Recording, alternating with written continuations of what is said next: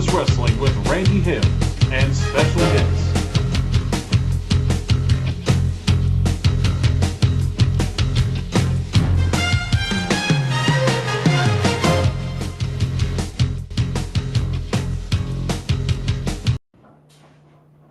Come on in.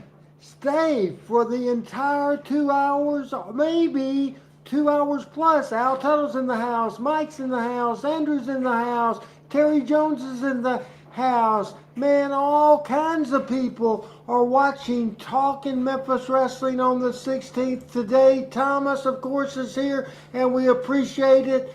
Deacon Terry Jones, and this show will be packed as it can be. It is loaded to bear. We're excited, we're fired up, and we're ready to rock and roll on the Randy Hales Facebook. We're also on the Classic Memphis Wrestling YouTube, the Randy Hales YouTube, the Power Pro Wrestling Facebook page, the Hall of Fame Facebook page, all that good stuff. Hey, Frank Seaton. Hey, Jeremy Gibson. BC Collins. We'll be talking a lot about Randy Dandy Randy West today.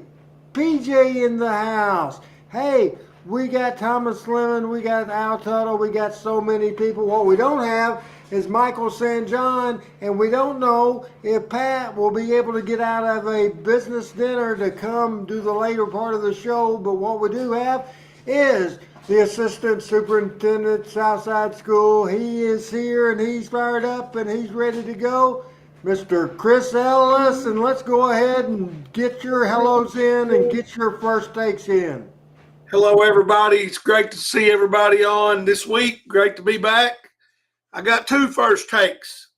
I didn't get to be on after the fourth, so we don't ever do politics on here, and I'm good with that. But I want to say this.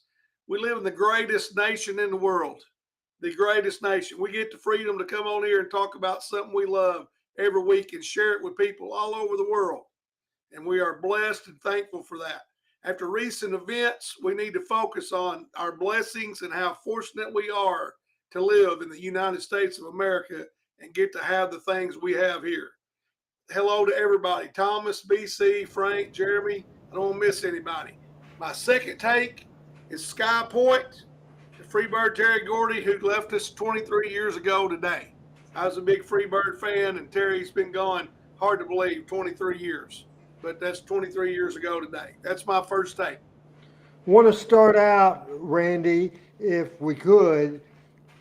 Go ahead. One of the last graphics up there is 3074, graphic number 3074. If we can put that up there right now, what this is from last night, as this is a part of the All-Star Game festivities. The All-Star Game is tonight. However, last night, the Home Run Challenge, and they had a country music singer, and I hope I do not butcher this name, Ingrid Andress. Ingrid Andress. She is a four-time Grammy award-winning nominee. She is great, but last night in that performance at the Home Run Derby, it was flat out. I hate kicking somebody while they're down, but it was the absolute worst. I think back in the day it was just as bad as Roseanne Barr's rendition of the national anthem, and Roseanne Barr was a comic who was trying to be funny and wasn't. However, I'm thinking, what is Ingrid's position here? What went on? What could have happened? Did she freeze up or what? She posted, Chris, on her social media today, she was intoxicated when she did that performance last night. She apologized to her fans, to baseball fans, to all of baseball, all the players, everybody, and she said that she was in the process of today getting the help she deserves Sometimes, Chris, I know you've never been an addict, and I have been.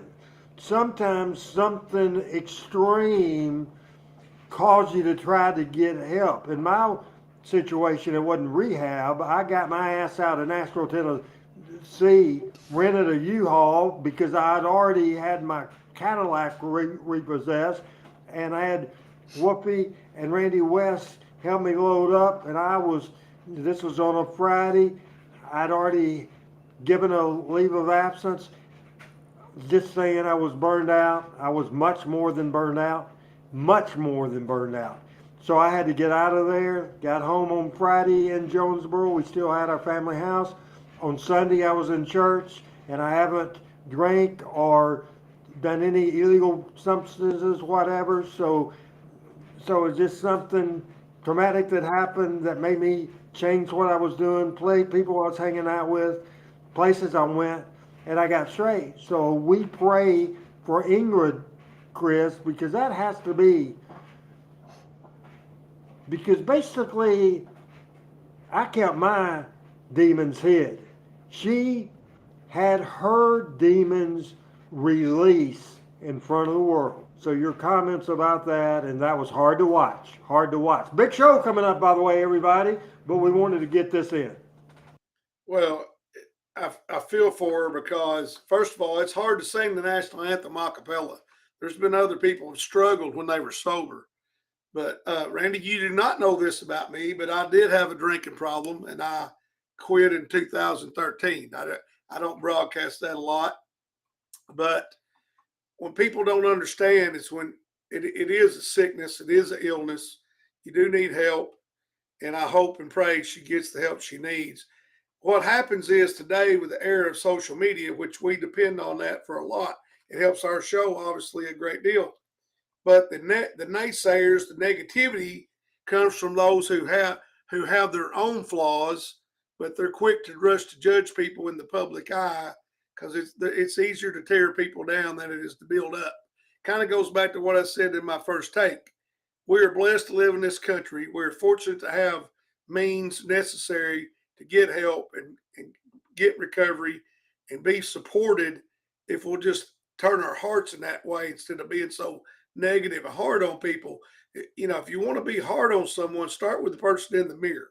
Fix them, and then you can get on everybody else's butt. But till then, I feel sorry for her because I'm certain her intent wasn't to go out there and embarrass anyone, including No, especially no, herself. no.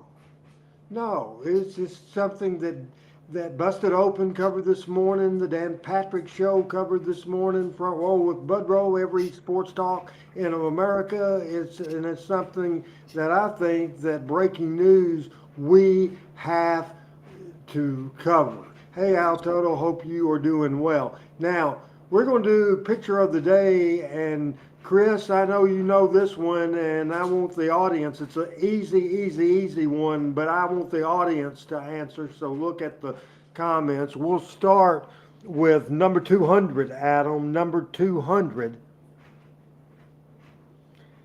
This is a picture with a young man in the St. Louis Cardinals uniform. Who is this person? Chris? I know it's hard for you to keep your mouth shut, but I want you to keep your mouth shut. I can see you on the backstage area. Give me a thumbs up if you know who it is. So, people, we are going to be here until I get aggravated. Oh, BC Collins, my friend from the Carolinas, gets it. And we'll show 201 now. We'll show 201 now if we could. And that is the picture right there. And it says that is Randy Poffo. Now, I appreciate Randy West, who was at the flea market in Nashville last week and picked those great cards up. He didn't tell me how much that they were selling for, but if he's watching today, and I think I've already said hello to him, let us know, Randy. Let us know how much those cards were selling for. I thought it'd be interesting to kind of get up to date. and not quite up to date because we will go to 3068. 3068. Adam and I both happened to see this on Facebook. This is from A Night to Remember. A Night to Remember. And before we go back to that, go to 367 real quick, and then I want you to go back to that one. Go to 367 because that picture was taken in A Night to Remember, a celebration of USWA's wrestling 25th anniversary, and it was a tribute to the fabulous Jackie Fargo. That great drawing by Jerry Lawler, you see that. That's fantastic. You see the Parade of Legends.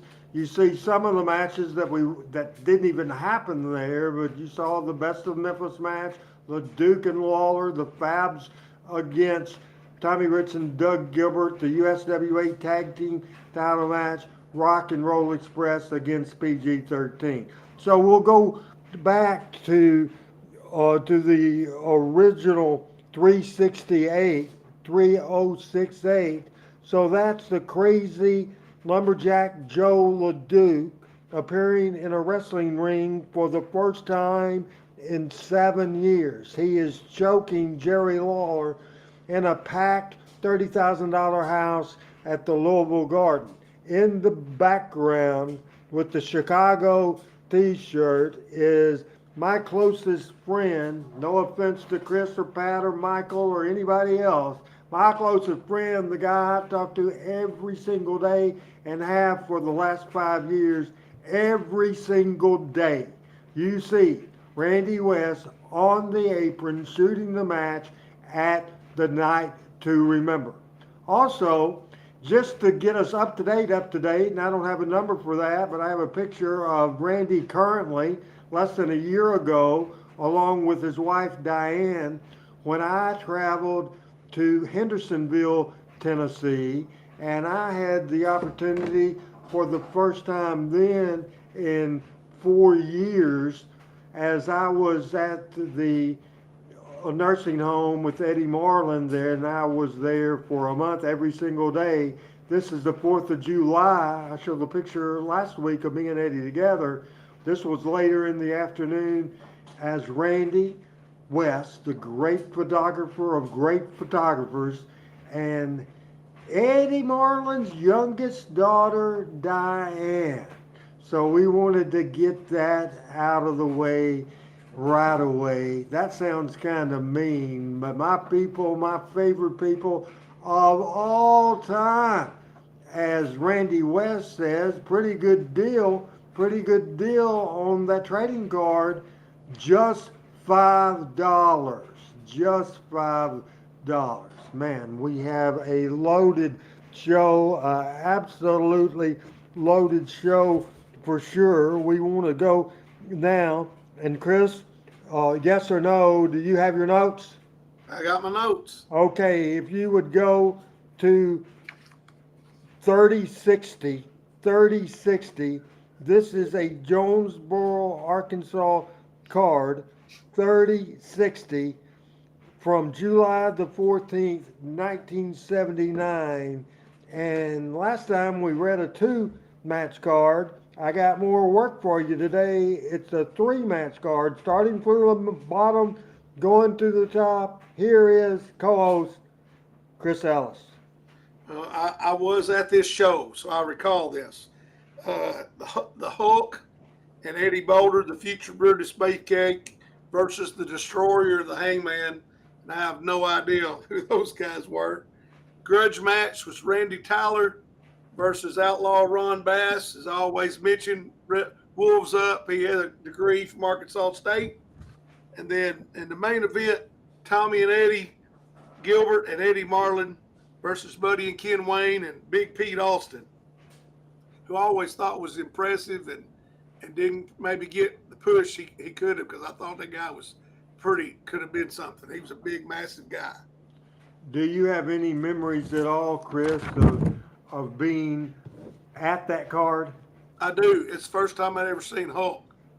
and I remember how massive the guy was, how thick, because all the wrestling matches I'd been to so this was in '79, so I've been going for 5 or 6 years at this point growing up. I mean, he was, there's Plowboy was big and overweight and all that. Hulk was like Orndorff was cut up and muscular the way Hulk was, like except Hulk was much bigger. There is no doubt about it, that Jonesboro card. And we knew Hulk one day would be a big, big deal. Did you ever have any idea that Eddie Boulder would become who he became?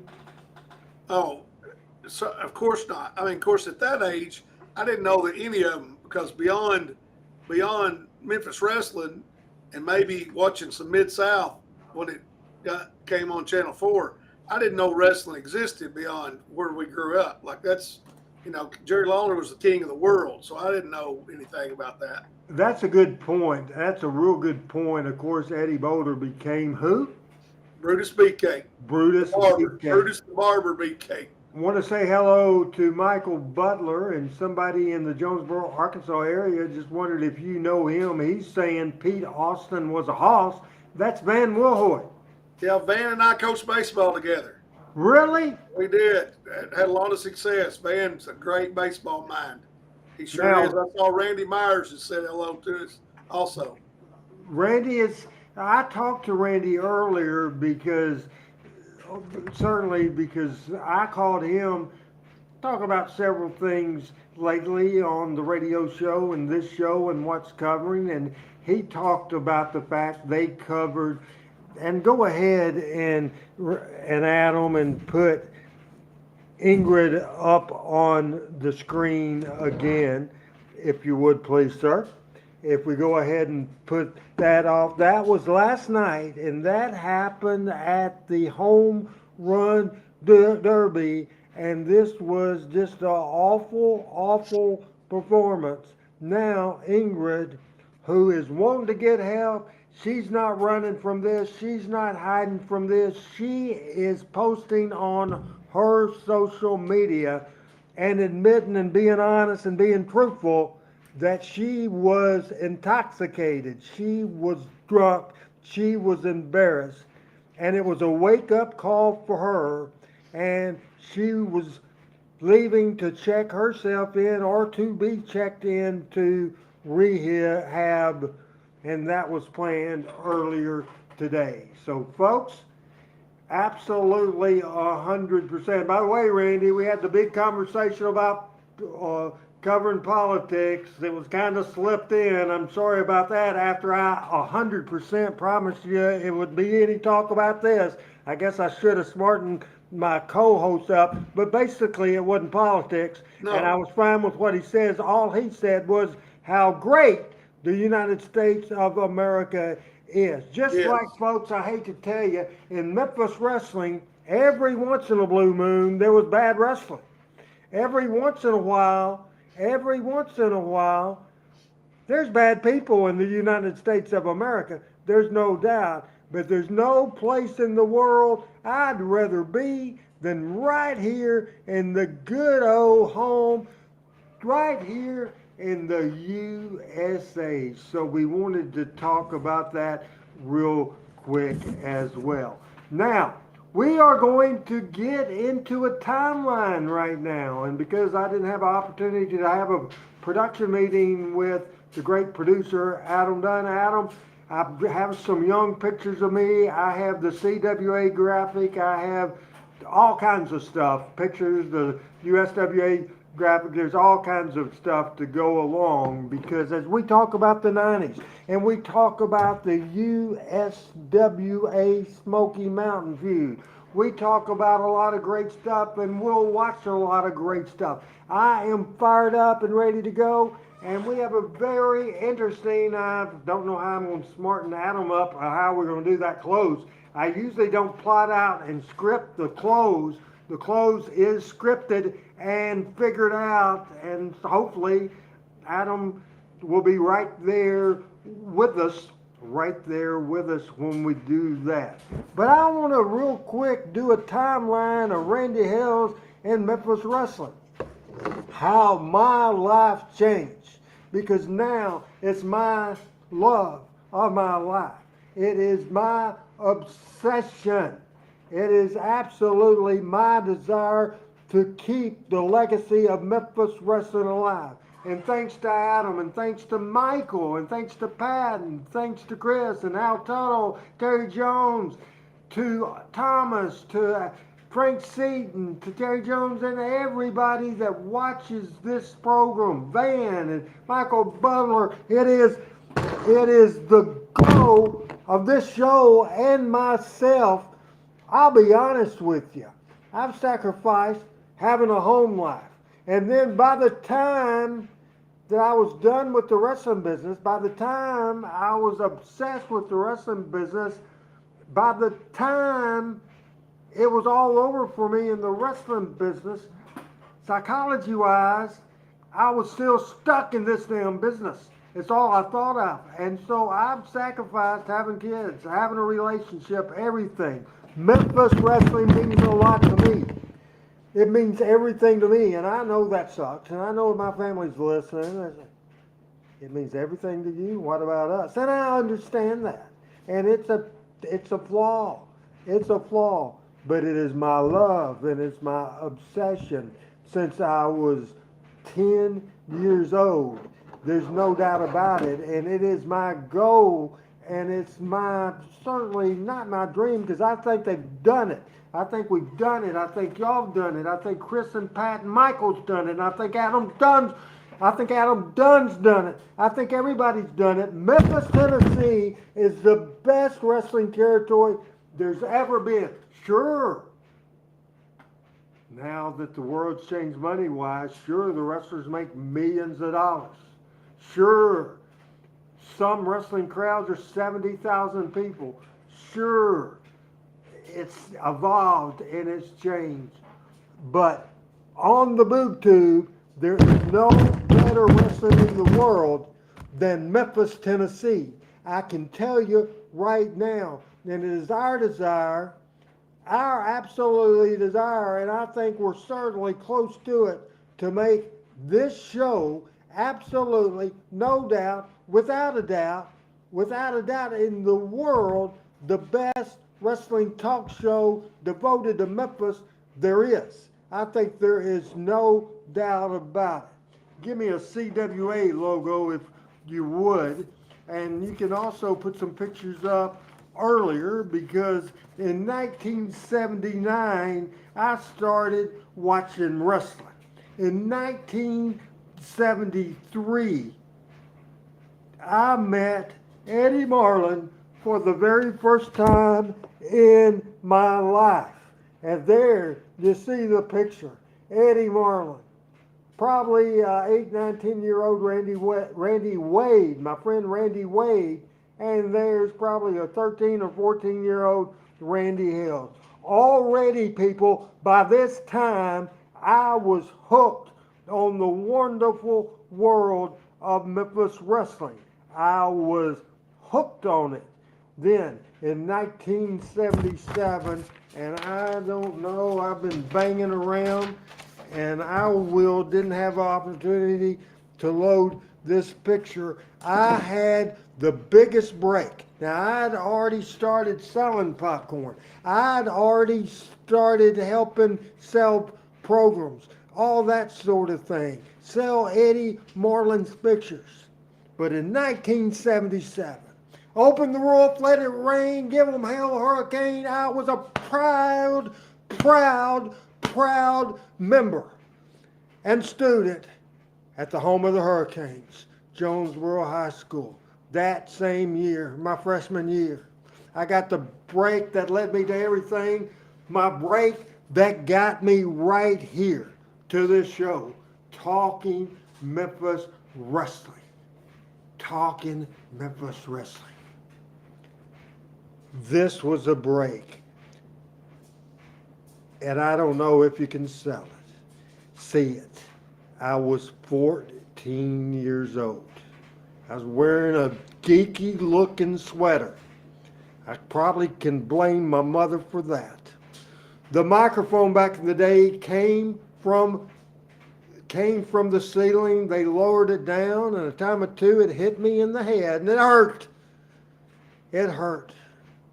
But that's where it all started.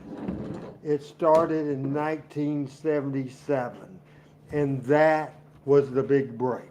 The next break happened in 1981 when I started going every Monday night to the Mid-South Coliseum, Memphis, Tennessee, co-announcing, co-play-by-play, filling in, that sort of thing. That's when Randy West helped mentor and coach me on doing interviews and play-by-play along with the great Lance Russell. Then, after college in '84, I started going every day of the week, going to Louisville. I'd go to Memphis on Monday, then go with Randy and Eddie and Jerry Jarrett to Hendersonville on Monday night. I'd usually stay, I believe I got these dates right, I'd usually stay at Randy's on Monday nights. Then I'd go to Louisville on Tuesdays with Tojo and Jerry Jarrett. Then I'd come back and stay at Eddie Marlin's on Tuesday nights. And that's when, from people like Randy West and Jerry Jarrett and Frank Morrell and Tojo Yamamoto and of course Jeff Jarrett coming up at the time, it was just fantastic. Frank said the so-called superstars of the WWE and AEW didn't pay their dues like guys in Memphis wrestling. The driving from town to town, the local cities had to wrestle in between Memphis and Louisville. We also, in our territory, didn't have to work some years 350 days a year and going and renting cars and driving 300 miles after we just flew all night long. So they didn't have it easy either. Back in the glory days of the 80s, they didn't have it easy, for sure. 100% didn't have it easy. So, returning to this timeline, in '86, I moved to Memphis, moved from Jonesboro for the very first time, and I joined the office, became the assistant to Jerry Lawler. Big, and my first office break. I moved to Nashville, Hendersonville in 1987, working for Jerry Jarrett. Learned a lot there. Left in '89 because I was mad. Came back in '93. '94 was a breakout year for me, folks. That's when I started to have more input. That's when I stepped up. That's when, for sure, I started pitching ideas. I pitched Monday Night Memories, and the rest is history. Brought Lance Russell back. That was a big deal. We had the Monday Night Memories. That was a big deal. And it led, for sure, absolutely 100%, me getting named the Booker. And we had a great 94 and a 95. 95 was Memphis Memories 2, the Louisville Night to Remember, Smoky Mountain versus USWA feuds starting. 96, Jarrett ended up selling out. One thing going on, the Monday Night Wars and us moving out of the Coliseum, it was crazy. Early 97, that Randy Hales, Dave Brown, Corey Macklin all quit. There's new owners in the company. Later in 97, the USWA closed, and in 1998, as you see the great Smoky Mountain USWA feud in 1998, and I have no idea if on this Talking Memphis Wrestling show we have any graphics at all of Power Pro Wrestling, but my baby was birthed. My child was birthed when Power Pro Wrestling began in 1998. These shows, the Power Hour on Monday, Talking Memphis Wrestling on Tuesday, joined by Chris Ellis, produced by Adam Dunn, Pat Trammell, Michael St. John here most weeks. We absolutely, positively, 100% have a great team, and Team Hale's watching this show. It is absolutely great. Done a lot. We talk about certainly last night, and we talked about the home run derby. We've talked about our old Jonesboro card. We've shown trading cars, Randy Savage, with young Randy Hills, the timeline and everything else. Before we get ready for the heart of this show, what do you think of my timeline and anything you want to add to that? With your thing, I dare you to have the passion I just gave. Remember, you're a school employee, so you don't have the freedom I have. And I think I made it through that. Did I cuss at all? No, you did not. I could have real easy. You did well. But I'll say this. And I've told you this, I'm going to tell you this on air. It's a credit to you that you started as you did and accomplished what you have. And I thought when you were talking about this and I was reading along with you, Bobby Eaton started putting up the ring to get in the business. RH was the ring announcer at Jonesboro. Cornette was a photographer to get the people who have a passion and a love for whatever it is they're doing, just are looking for a way in. Then once you get the way in, the work ethic, passion, and enthusiasm are going to carry you. And this younger generation today, they don't have any idea. But it's a credit to you and people like you who went out and made this great, because you were entertaining on Monday night and turned around entertaining on Tuesday night and Thursday night and whatever, Saturday. And you had to go to the same town 52 times a year, making the loop. And y'all worked like you wanted to show these people they're going to get their money's worth. This may be the first time they've ever been, and we want them to come back next week. It is a credit to all of you, and especially yourself, for doing the hard, small things, because like BC said, RH, you couldn't have been making much money when you started going every night. No. But it wasn't about the money. It was about the love of it. It was about the love. And wanting the love to learn, the desire to learn. And that was a part of it. I think it's important, and I try not to make this show all about me, and I think we do a good job of doing it. But then the thing we're talking about today, we have to discuss that, and we get new people all the time, Chris. We get new people all the time, and some people, I don't know if they've been living in a cave forever or where the heck they've been, but they're people, believe it or not, that might know who I am. I am Randy Hills. I'm the owner, founder, and president of Power Pro Wrestling, Memphis Wrestling born, Memphis Wrestling bred. When Randy Hills, by God, dies, I'll be Memphis Wrestling dead. We're switching stories real quick. I want you, Adam Dunn, if you will please, sir, I want you to go to picture number 200. Picture number 200, and I'll pause as he searches for that picture, and unfortunately I said the wrong, and that's my bad. That's not on Adam, that's on Randy. Picture 3064. Picture 3064. Now I will let you do this one, because I'm sure there's some people out there that can name this wrestler, but we will let you name this wrestler right now. Chris Ellis. Former world heavyweight champion Dory Funk Jr. Dory Funk Jr. was born February the 3rd in 1941. He is still alive, and we'll show the second picture of 3061. Picture 3061. This is a picture of the son of Dory Sr., the brother of the late Terry Funk. Absolutely there. This is a great picture of Terry Funk that's 83 years old. The Funks were over like Rover. Over like Rover, without a doubt in the world, in Japan.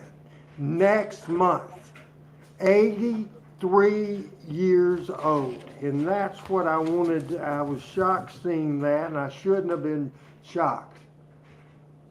but 83 years old in August of 2024.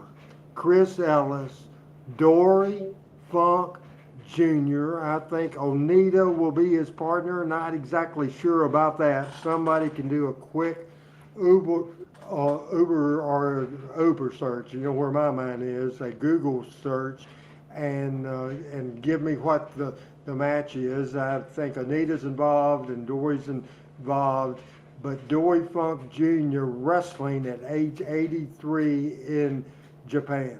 Your thoughts on former world heavyweight champion defeating Gene Kiniski in 68, losing the title 73 to Harley Race. Here's Chris Ellis to talk. So 50 years after he lost the world title, he's still going to get in a wrestling ring, just for some perspective. But that old school passion we were talking about just a moment ago, Dory obviously loves it. He loves it and still wants to be a part of it. And I'm going to go out on a limb and say this. It's not very far out on the limb that his match at 83 will be better than Flair's at 74. That's my prediction. Like Dory won't almost die in his match. He'll actually be able to do something in his match. I'll give him that much respect. Bo James and I was talking today. Anybody that's seen recent Jimmy Valiant matches, he does the stick his hand up the wrestlers. It was a BS match, a comedy match. You won't see that, I guarantee you. I bet my life. By the way, hi Gary, hi Greg Wayne. What's going on? BC is in the house, and Thomas Crown in the house watching on YouTube. Frank certainly knew it was Dory Funk Jr. BC's in the radio business. It's the same thing with him in the radio business, as we all absolutely pay our dues. And there is no doubt about it. No doubt about it at all, Chris. Yeah, I mean, I'm actually excited to see this, because I think there's going to be something to it, and you got to give him credit, show him respect, because all those great legends are no longer with us. I mean, Harley's gone, his brother Terry's gone, the great Lou Thez, you mentioned Gene Kiniski, all those people have left us. So that's the last. He's like a generation of his own. Maybe Gerald Briscoe, I guess, is still around, but he's from that generation that's almost gone. About time to watch. And Adam, I don't care what it is. Give us a little transition. I know we don't usually transition 39 minutes. This video that he's going to pick out, just a quick little, whether it's the social video or any kind of thing, redo the open, I don't care where we go with this. But we will be back, and we have videos as we look at the 90s. We look at the Smoky Mountain USWA war. We got great stuff coming up after this timeout. 5 wrestling action, 11 o'clock Saturday. I told the story, and you weren't here to hear it.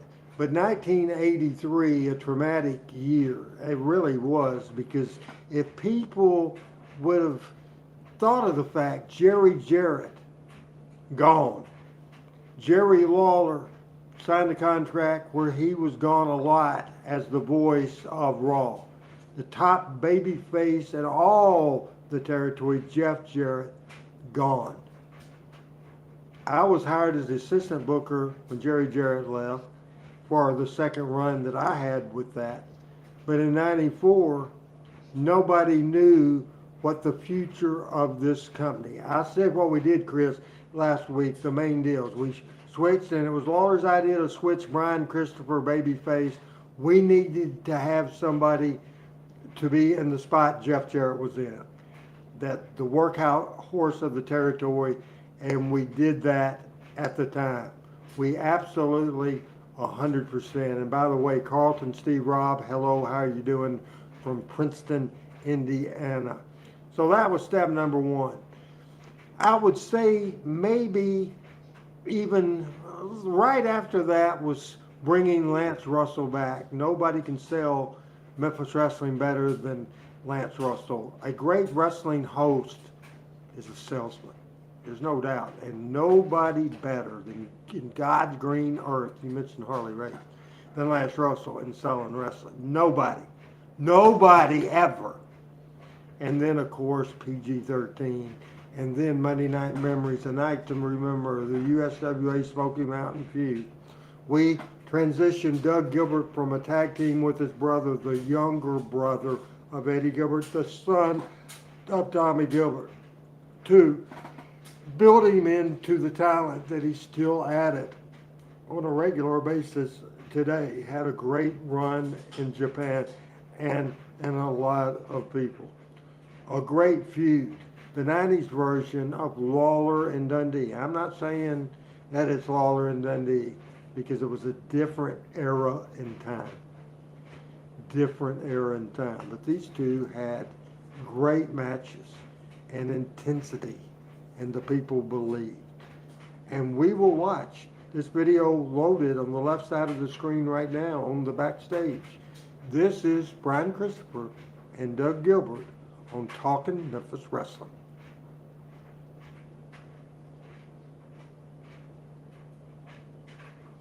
And for some reason, I am not having any audio here, and we've had issues like this before, and I have no idea why. There's no interviews here, so we can certainly, Chris, we can add the lyrics to this match. It is for the USWA Heavyweight Champion. Referee, I think, is that Kevin? Kevin, yeah, it's Kevin Lawler, Kevin Christian. So, Randy, I got a question. Because I thought Doug, he worked as the Dark Patriot, and he doesn't look anything like Eddie and Tommy. Was any thought ever given, because there was another Doug Gilbert, was there any thought ever given Doug another name and downplaying the relationship like BC did with King? No, because the one thing that was pushing the limit with BC and the King, first of all. But Brian never went to all the towns in the territories. Doug did. Doug was in wrestling magazines with his brother. There's no way you could get away with it with Doug. So no, absolutely 100%, no consideration in any way. Absolutely. Okay. I always thought he was so different than his dad and brother that he might have benefited from that. But I mean, you know far more about that than I. But I always liked Doug. Matter of fact, he was probably my favorite of the three. Yeah, and mine too. And there's a whole lot. Tommy Gilbert was one of my first favorite wrestlers, partners with Eddie Marlin. Then Eddie Gilbert did some great stuff, but the run, Doug, I think Doug, Tommy, PG, Brian, and me, and Lance Russell are the keys to the years 94 and 95. After a year that could have been the most traumatic year, it could have closed it up right there in 94 if we'd have fallen apart, but we didn't fall apart. I would agree. See, that was the years before I left. I left in 95. So this was all that the last couple of years that I was in this part of the world.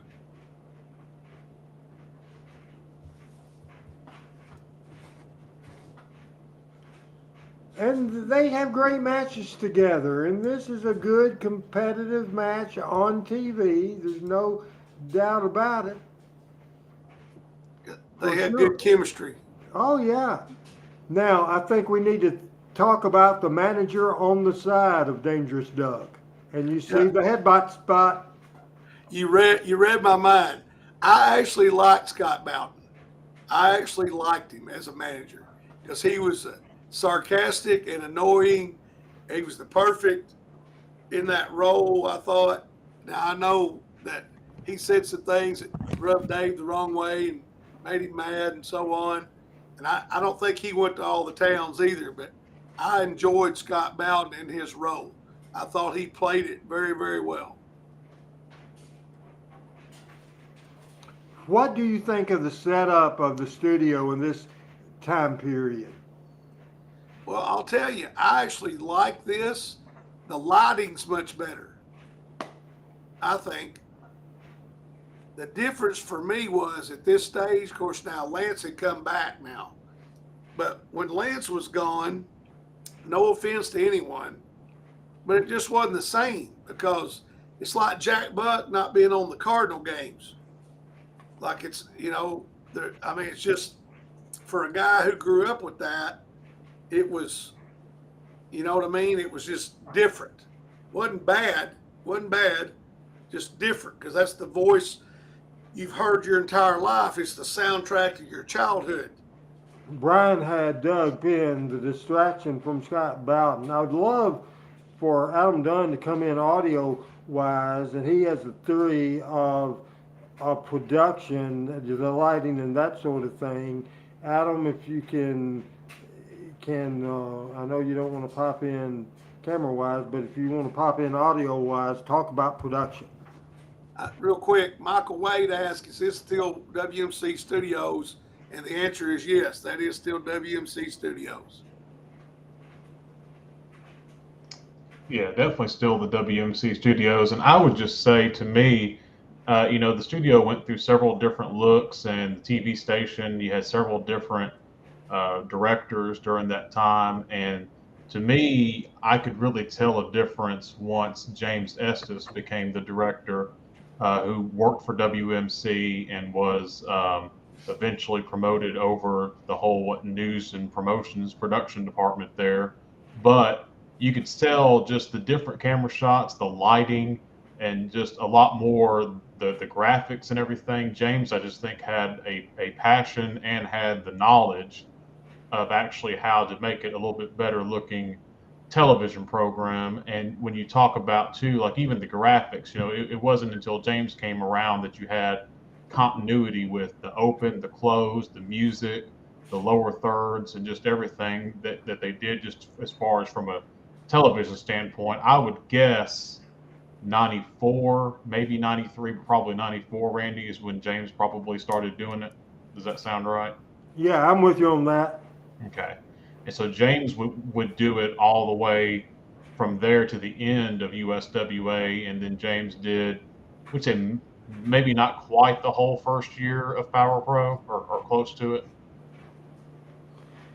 Yeah, about there, and we have coming up on about a minute and a half left in this match right here. And I don't know, have any idea, Adam, why we don't have audio on this thing. I asked Chris, certainly, as we see interference there and the big splash, we asked, Chris had mentioned at this point about the talking about the production. What did you? I asked what he thought about the look of the studio at this era. What did you think? So one of the big changes you notice is they put the white curtain back behind the audience. And I think the thought process before was probably to put the dark curtain behind it to kind of not really be able to see the size of the studio. But I think in reality, that kind of hurt it. I think the white curtain there, especially when we're watching this on old VHS tapes, there wasn't quite as much bleeding and as far as like colors bleeding and things like that. And I think it just really made it look and pop out even that much more. And of course, you had on the CWA for years, you had the yellow curtain and the yellow background behind it. And then it went to like the green curtain. And then I think during this time, they have the black curtain behind the announcers. I do and I don't like it as far as like hiding shadows and stuff like that. I liked it. To me, the USWA looked the best probably in late 95 to 97. I think that's when they had better looking ring banners, better looking lights and everything. I didn't like when they got like the mirrors at the entranceway. I just thought Oh, that was just dark. weird to me. I think that was some Burton bullshit. But as far as like everything that James did with the cameras and stuff, and then Power Pro was a whole different look. I really liked how it looked, and again, it was just brighter. I think that was one of the big things. A lot of those old, like USWA 90 to 92, 93, if you watch them, they're just dark. and they just don't stick out as well. They're just very plain Jane looking. And I think, like I said, once James kind of took that over, I think you can kind of feel his influence on how the studio looks as well as how the show is produced overall, and the graphics and the continuity with the music and everything. It made for a better television show. Yeah, as I was watching that, it just looked very good. Thank you, Adams. Be on standby. Obviously, we're short today. Chris is fired up and ready to go today. We want to go, and as we talk about 94, item number one, hiring Lance Russell, bringing him back. The success of Monday Night Memories, naming me Booker, having the luck that Sid Vicious lived in Marion, Arkansas, right across the bridge, and we were able to have him full time, and we had that great talent there. So we might have lost Jerry Jarrett. What we got in me, I'm not saying that my overall body is work can touch Jerry Jarrett. However, I can absolutely tell you, Jerry Jarrett wouldn't have had the success that we did in 94 and 95. Would not have happened. He had a hell of a resume, and he was great. But at that point, he would have gone with what he always went, and I went with new. And a different vision, a brand new vision. We brought older people back, as in the fans, and made newer ones. It was exciting thing. Sid was a big part of it. Be on the edge of your seat, because if we don't have audio here, we got to cover that too, Chris. Got to cover that too. And if we don't have audio, if Adam can give me messages on anything we can do. We about didn't get on the air today, Chris. I mean, as you know, I couldn't hear you. It was crazy. I couldn't hear anything. It was nuts. And we're going to watch a video right now.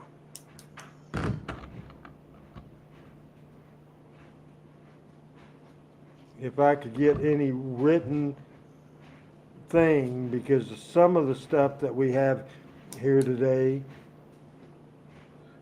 Randy, as a my perspective on the show was that of a fan, and I actually played softball against Sid Vicious years ago. He was a specimen. Like, he was a huge, strong athlete, and I always wondered. I mean, I thought his interviews were pretty good, and again, you're the professional, not I. I thought he could have been a dominant force, like a champion, but no one ever kept a belt on him very long or anything like that. And I've often wondered why that was, because he looked the part, and he worked the part as far as just being a powerhouse, like just destructive powerhouse. Let me ask you a question. You've been and I know the answer to this, but some of our folks might not. You've coached ball a lot. That's a big part of your life, right? Yes, sir. Yeah. Have you ever had people with a hell of a talent, a star player, have issues and have different things going on, maybe didn't have chemistry, maybe a million different reasons? As you see the Spellbinder come out, and he's going to help Sid. He nails Sid, and Lawler gets the 1, 2, 3. So the question to you was, have you ever set somebody on that bench that was actually one of your better players? Have you done that? Oh, yeah. Unfortunately, you have guys with tremendous talent that don't have the heart or the drive, the intensity, whatever the case may be, that's necessary in order to be successful. In fact, that's probably more people than it's not, if we really look at it. So does that answer your question? Yes, sir. Now, but see, I don't have. That's why I've relied on you, because you have the inside information. As a fan, we wouldn't have that knowledge. And I tried to answer that in a nice way. Yes, sir. Definitely. And there's isn't that the future Moondog there on the left? Yes, and who is that? Lanny Kane, cousin Junior? Yeah. I'm trying to think of who he was. Big Daddy Cyrus. That's who he was.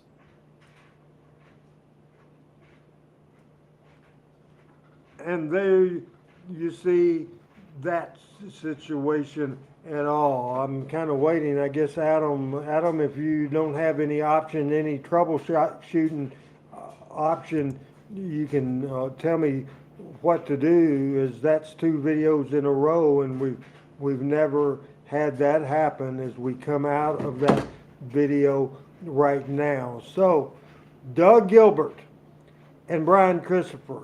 Then, as we come out of this video right now, and we have certainly Sid Viscous coming into the territory, we have Lance Russell back into the territory. So, do you see the plan? Do you see what was going on after everybody left and the building blocks started happening in '94? You see what's going on, correct?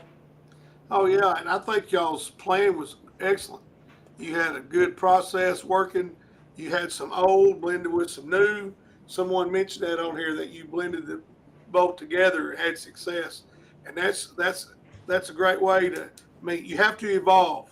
You either evolve and get better, or you die. And you were smart enough and had the foresight to evolve, and it was to your credit and your benefit. Okay, so we are going to try again, because let me just put this on April the 11th, and let's go ahead, Adam, and put that graphic up there of a night to remember again. As this is where the Smoky Mountain USWA, the seeds of that started that night on April the 11th on a Sunday at the Louisville Gardens in Louisville, Kentucky, with a night to remember. And it was a very, very important night in Memphis wrestling, because we're just having technical issues, and I was thinking that Adam was not hearing the instructions, and about the time I clicked that off, it came back on. So that kind of explained that we are having technical problems as well. Adam, if you will, just any random graphic we have, see if anything's working graphic wise. Certainly we don't have signs, so we have that. Maybe look at one of the Dory Funk Jr. picture that has worked earlier. The USWA banner is there. This is Talking Memphis Wrestling. Randy Hales, Pat Ramble, and Adam Dunn. Right along ringside, all ready to go.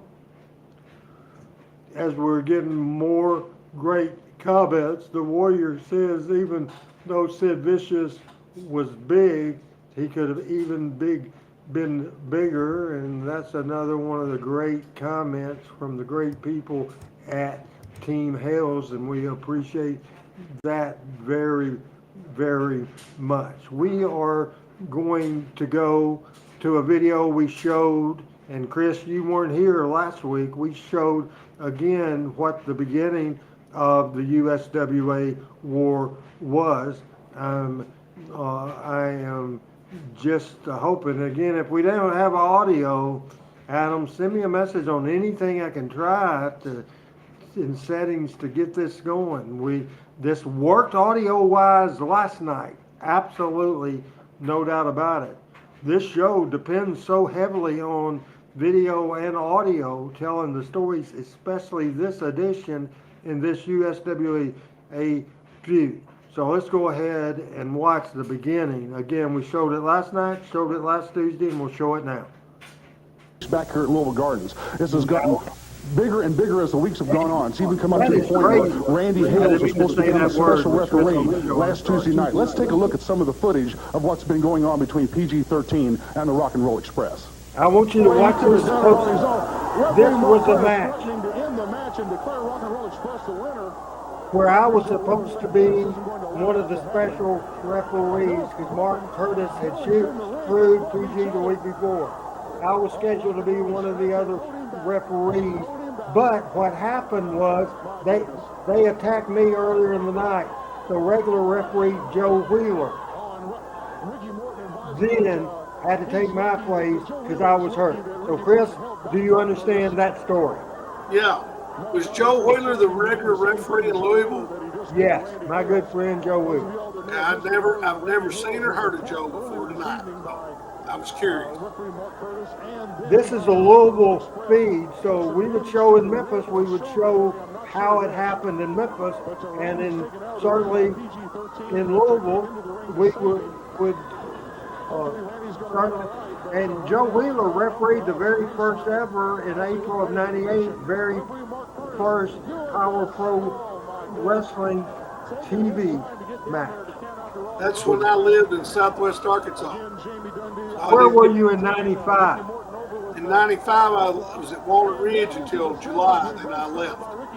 And I was gone from '95 to '02. All my Power Pro stuff has been stuff I've watched on my own since I came back. Now watch the story we're telling here. The cheating heel referee and the babyface referee Joe Wheeler is getting. So I can see Van's comment. Can you lose at him the USWA bug so I can see that comment? As Van has a question, what happened to Ricky Morton during the USWA Smoky Mountain feud? He was there in the beginning, then Buddy Landale and others took his place. I've told that story again, and we will show this as we come out. After we come out of this match, because I really want to see Chris to see the story of the match. Go ahead, Chris. Again, Robert Gibson throwing the Iceman into the ring. I think this was. Back into Ricky Morton. Rock and Roll Express. G was hot for you guys. And then Ricky and Robert were considered hometown kids who'd made good. It's almost like history repeating itself. Ricky and Robert were young, smaller in stature people that started together as a team in Memphis, went on to big things. It's almost like PG kind of following that same process in this era. And you can tell how everybody, and Adam, we're good to see that bug now. If you want to put the bug back up there, that's fine. As this is a classic story between the two referees. That even though the match is good, the story of the match is the referee. And this is just great wrestling. Look at Mark. We always talk about the storytelling. You're telling the story. Mark was counting slow, and with PG had the pin attempt. Joe was counting normal, not fast count, normal, and then they get into the argument. So it's easy to understand that story. One referee's cheating and one's not. Right. Real simple. I've been in basketball games refereeing when people thought that was happening. Thought it was happening. I'm going to add thought. Not it wasn't. Thought. So Mark's counting fast. Robert Gibson with the Iceman down in the ring. The Iceman trying to work his way back.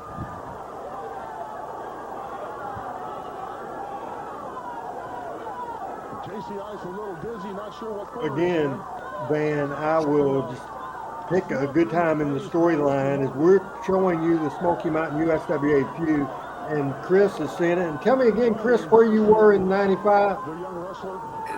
I left Walnut Ridge in July of '95. Moved to Southwest Arkansas. This is toward the end of June, and now we're setting up for the comeback. We had, just like Rock and Roll, was Rick Morton did the selling, Robert would make the comeback. Jamie got mad at me for this, but I had him sell, and because Wolfie was bigger, even he wasn't big, he was bigger than Jamie. And now we go with the traditional tag, over the top we go, and the people, as Pat Patterson would say, go banana. And the art of this is the heels then selling the comeback. Jamie blows back in and it goes crazy, and the referee is down and is bumped. Rick Morton gets the chain, and we'll pick up the Dean Hill announcing. Whoopi ducks the chain, has the chain now, Joe Wheeler from the USWA down, whooping with the chain. Mark Curtis sees it. Listen to the commentary. Mark Curtis is ignored. He's got a hubcap. Oh, Mark Curtis has taken the hubcap over Sir Whoopi D and counts him out. Ladies and gentlemen, the winners of the match, still World Tag and now USWA Tag Team Champions, Ricky Morton, Robert Gibson, the Rock and Roll Express, now have both of the belts. Again, the Rock and Roll Express taking the belts in a match where referee Mark Curtis played more than a casual part in it. Appeared to everyone here at the Gardens, Mark took the hubcap. Ice just found out about it, and he's dragging him into the ring. Referee Joe Wheeler obviously had enough, but Mark's interference is not intervening. Mark Curtis takes the big backdrop. Rock and Roll Express into the ring area. Oh, sends Whoopi over the top rope. Oh, now they're attacking referee Joe Wheeler. Again, they've got Joe Wheeler over in the corner. They've done sent PG-13 out. What are they going to do to referee Joe Wheeler?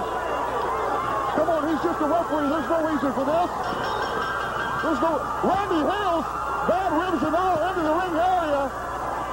The hubcap over Mark Curtis's head. Puts Mark down, but the Rock and Roll Express attacks Randy Hales again.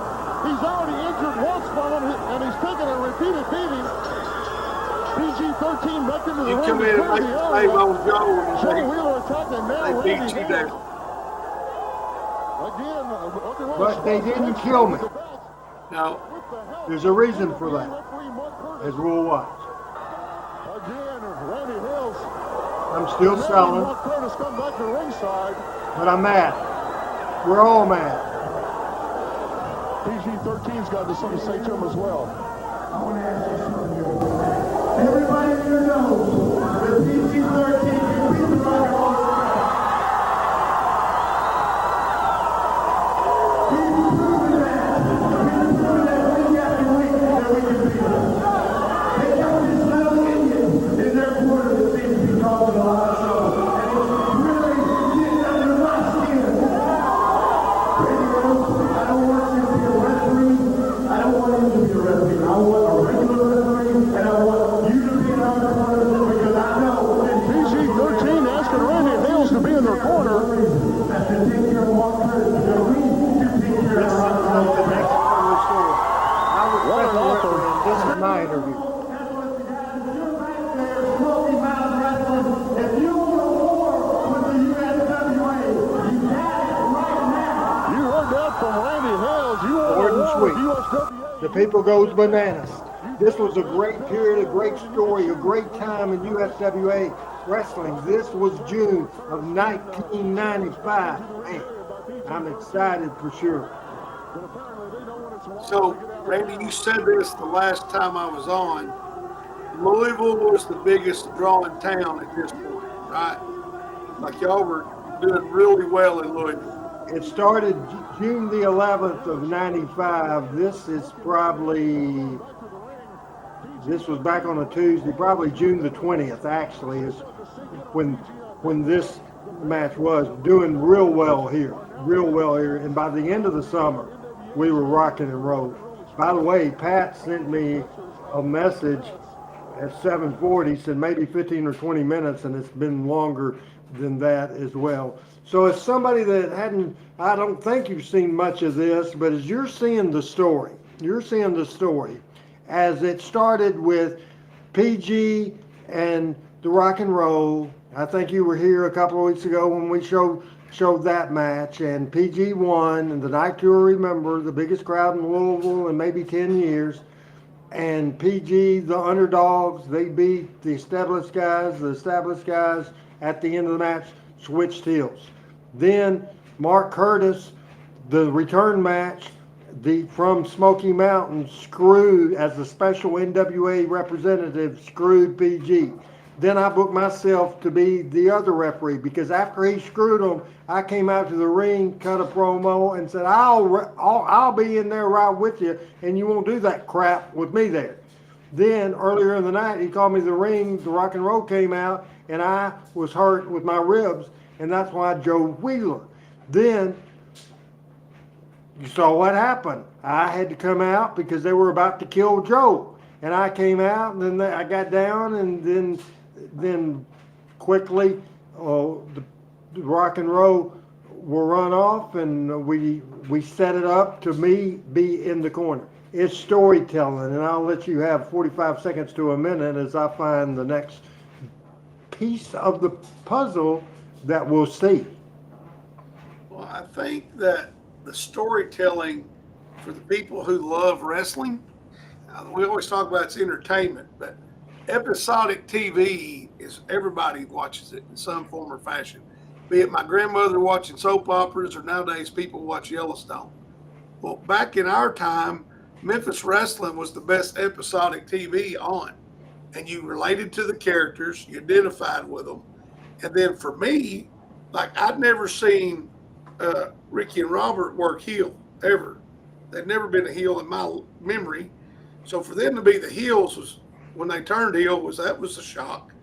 And then, you know, for like obviously knowing you since I was a kid, you're in the ring getting involved. That we didn't really see that out of you prior to this stage of your career. Eddie Marlin did that. Jerry Jarrett did that. But you started getting involved in these things, you know. So that made it more personal to me because, hey, somebody I know is involved in this story. And they were all gone. Now, what's important too, as I said earlier in the show, and we're talking now about telling stories. No better person to do that is Lance Russell. Now, I'm not going to set up this deal. I'm just going to tell you the video we're going to show is from the Memphis TV show, but they switched to a video, and that video in Memphis was the Memphis match. In Louisville, it was the Louisville match. And that was a match with me in the corner, Mark Curtis in the other corner, and we're going to watch that now. We may go a little late, then we'll make decisions on who can stay and who can go as far as Adam and Chris and all that. We just want to go as far as long as we can without going all night long. But hopefully, cross your fingers that we have audio on this situation. And it turned into a And series of matches with Rock and Roll Express from Smoky Mountain, the NWA World Tag Champs, and PG-13, because PG-13, you were here to see him from the very beginning. Yeah. Both of us were here to see Rock and Roll Express and Ricky Morton and Robert Gibson. We knew them when they were just kids running around. They're both second-generation wrestling families. A couple of kids who molded into one of the finest tag teams ever. Absolutely work as a team like nobody I've ever seen before, and that's the reason they've been able to hold the world title. Something happened on the way to the bank, as they say. Rock and Roll Express, and we've got a theory which we'll save and tell you a little bit later about what happened on it with PG-13 and everybody else. But right now, what we want you to do is go back with us. Randy Hales, I don't think it's any secret. Randy has been like a son. All right, and Chris and Adam, both of you can come on. And I'd like for Adam to speak to this at first. We were doing serious stuff, real serious stuff. That last 3 minutes, Adam, of Lance Russell explained the story more than anybody ever could. Adam, your thoughts on the performance there from Lance Russell?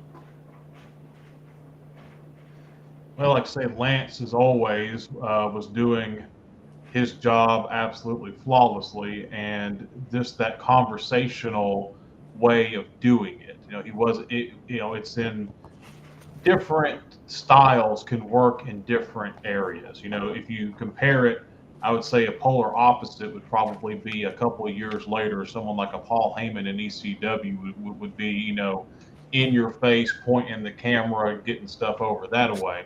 Lance, we've said it a million times, It's just like you're sitting and you have the opportunity to listen to conversations between him and Dave. And Lance was always, and Dave as well, was always presented and protected in such a way that they didn't come off as biased, they didn't come off as uninformed or anything like that. So you felt like you were listening to someone who was speaking intelligibly, speaking with knowledge firsthand of the situation, and just, conversationally speaking and giving you insight into what was going on, almost in a way to where you didn't even realize. Like, you could feel somebody like a Paulie or someone cutting a promo on you to get something over. Lance and Dave did it in such a way to where you didn't even realize you were being sold anything. You were just listening to the conversation, getting the backstory, and just naturally becoming invested in what was going on. And that's just the way that Lance and Dave always presented that to us. And it was just, I think, one of the things that made Memphis so special. Chris, your thoughts? Well, Adam hit the nail on the head, but I was sitting here thinking as Adam was speaking, Lance is like Pat Summerall and Coach Madden or Jim Nance in professional sports. That's Lance in wrestling. Subtle, professional, kind of understated, but overstating at the same time. He gave the whole background of Ricky and Robert, the whole background of Wolfie and Jamie, and then he makes it a personal investment on his part by saying, y'all know Randy Hales has been like a son to me. So now we've got the personal twist on it where the fans, where Lance is beloved, I mean, he is revered and beloved and was till he left this earth. The fans automatically, they're on Randy, they're backing Randy right now. As soon as Lance said, like my son, they're all invested. Personal investment, and it's just calm, subtle conversation. And he had the credibility, even if we wouldn't have got along, they'd have still believed Lance. And we did get along and did have a great relationship. And we'll see what comes next. Yeah, I've known him since he's 10 years old. He's a guy that's always wanted to be in wrestling, and I have a very special place for anybody who works that hard. He was in the corner of PG-13. Here's a young team, brash, no question about it. Folks love him because they can go out and tell you what they're going to do, and they get the job done. Against Rock and Roll Express with Mark Curtis, who bears the handle of the senior referee for Smoky Mountain Wrestling. And that's something that's a misnomer, to say the least. You take a look and tell me. Watch. They're going to run them together. Looks like another switch. And the Summers. JCS on a sunset flip. Winners and USWA Tag Team Champions, PG-13. Again, they're taking the spur. The ring. Hills is bleeding in the ring. Mark Curtis taking the opportunity to come off the top rope. And good referee Joe Wheeler, the Iceman, just regained his composure. Out of control, ladies and gentlemen. I don't understand this, but this is getting totally out of control. They are ripping Randy Hales' clothes off of him. They are attacking him. They got the blood is flowing from Randy Hales. Now Joe Wheeler gets one as well. This is riot level right here. I don't understand riot. The people from the bleachers have come down to the floor. People are invading. The Hills were worried in the ring. Ricky kept saying, Ricky Morton showing no mercy, has a spur off the cowboy boot and is attacking Randy Hales. Mark Curtis, someone has got to get Randy out of the ring area. I'm going to try to get Randy out of the ring area.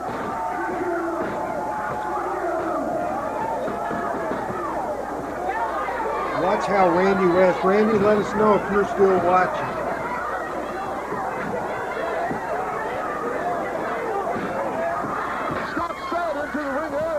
Trying to save Randy Hales from the onslaught. I mean, the blood is flowing. This is unbelievable. Ricky Morton puts the boot over the top of Scott Studd. Joe Wheeler back into the ring area. They are pummeling muddling everyone with this PG-13 hubcap. Randy has had his shirt tore off of him. He's bleeding seriously from the forehead. Mark Curtis again puts Randy in the headlock and is doing more damage, choking him. Meanwhile, Steve Dunn goes We took our time here, Chris. We took our time. Yeah, going pretty long. This is unbelievable. The fans are going crazy here at the Gardens. Some of them are actually pushing towards the ring area. 2 minutes left in the video. Keeping their eye on everyone, trying to make sure that All the crowd coming down close. This is out of control. Referee Joe Wheeler taking another shot.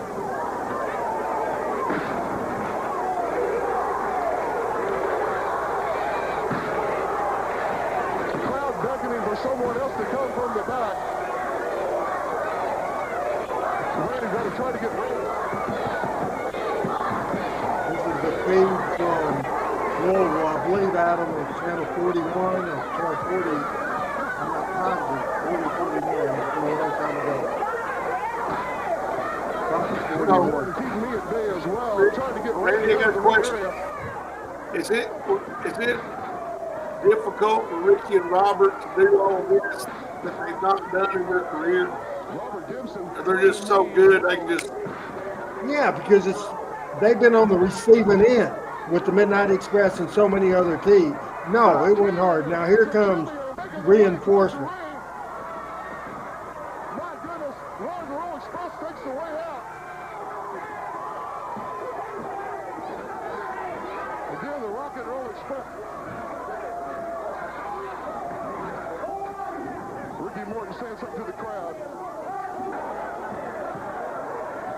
And here's how you sell a angle. We didn't ask for them to come. First aid from the Louisville Gardens came to the ring. We did not ask for that. Watch these skill shots. Excellent job of producing. Listen to Lance. Randy looked like Dave. He absolutely had been in a horrible car wreck. He was just, well, you saw the amount of excessive beating the Rock and Roll Express and Mark Curtis in particular. And one of the things That's how, my friend, you draw money in the wrestling business, especially Memphis wrestling. That was good stuff. That was awesome. And I'll let you comment why I load another tape. Randy, that was awesome. And if you ask anybody in there, they thought they killed you or damn near did anyway. I mean, you took a brutal beating. And so, I mean, they got to come back next week. They got to. They're talking about it on the way home from the arena. They're talking about it. Man, I can't wait till next week. I can't wait to see the TV show Saturday. I can't wait. I mean, you got them hooked for the TV and the live show the next time. They're all on the edge of their seat. Can't wait to see how it turns out. So I was down in the dressing room, and I think PG was doctoring themselves, and Frank Morrell, who I'd ridden to the show, to the matches with Whoopi and Frank, and Frank was in the room, old timer, and he was doctoring me up and that sort of thing. And so also all of a sudden, this was downstairs in a basement area where we dressed, and there was separate dressing rooms. There was two big main locker rooms, and there was some private dressing rooms. One of them I used as an office, and I was in my room.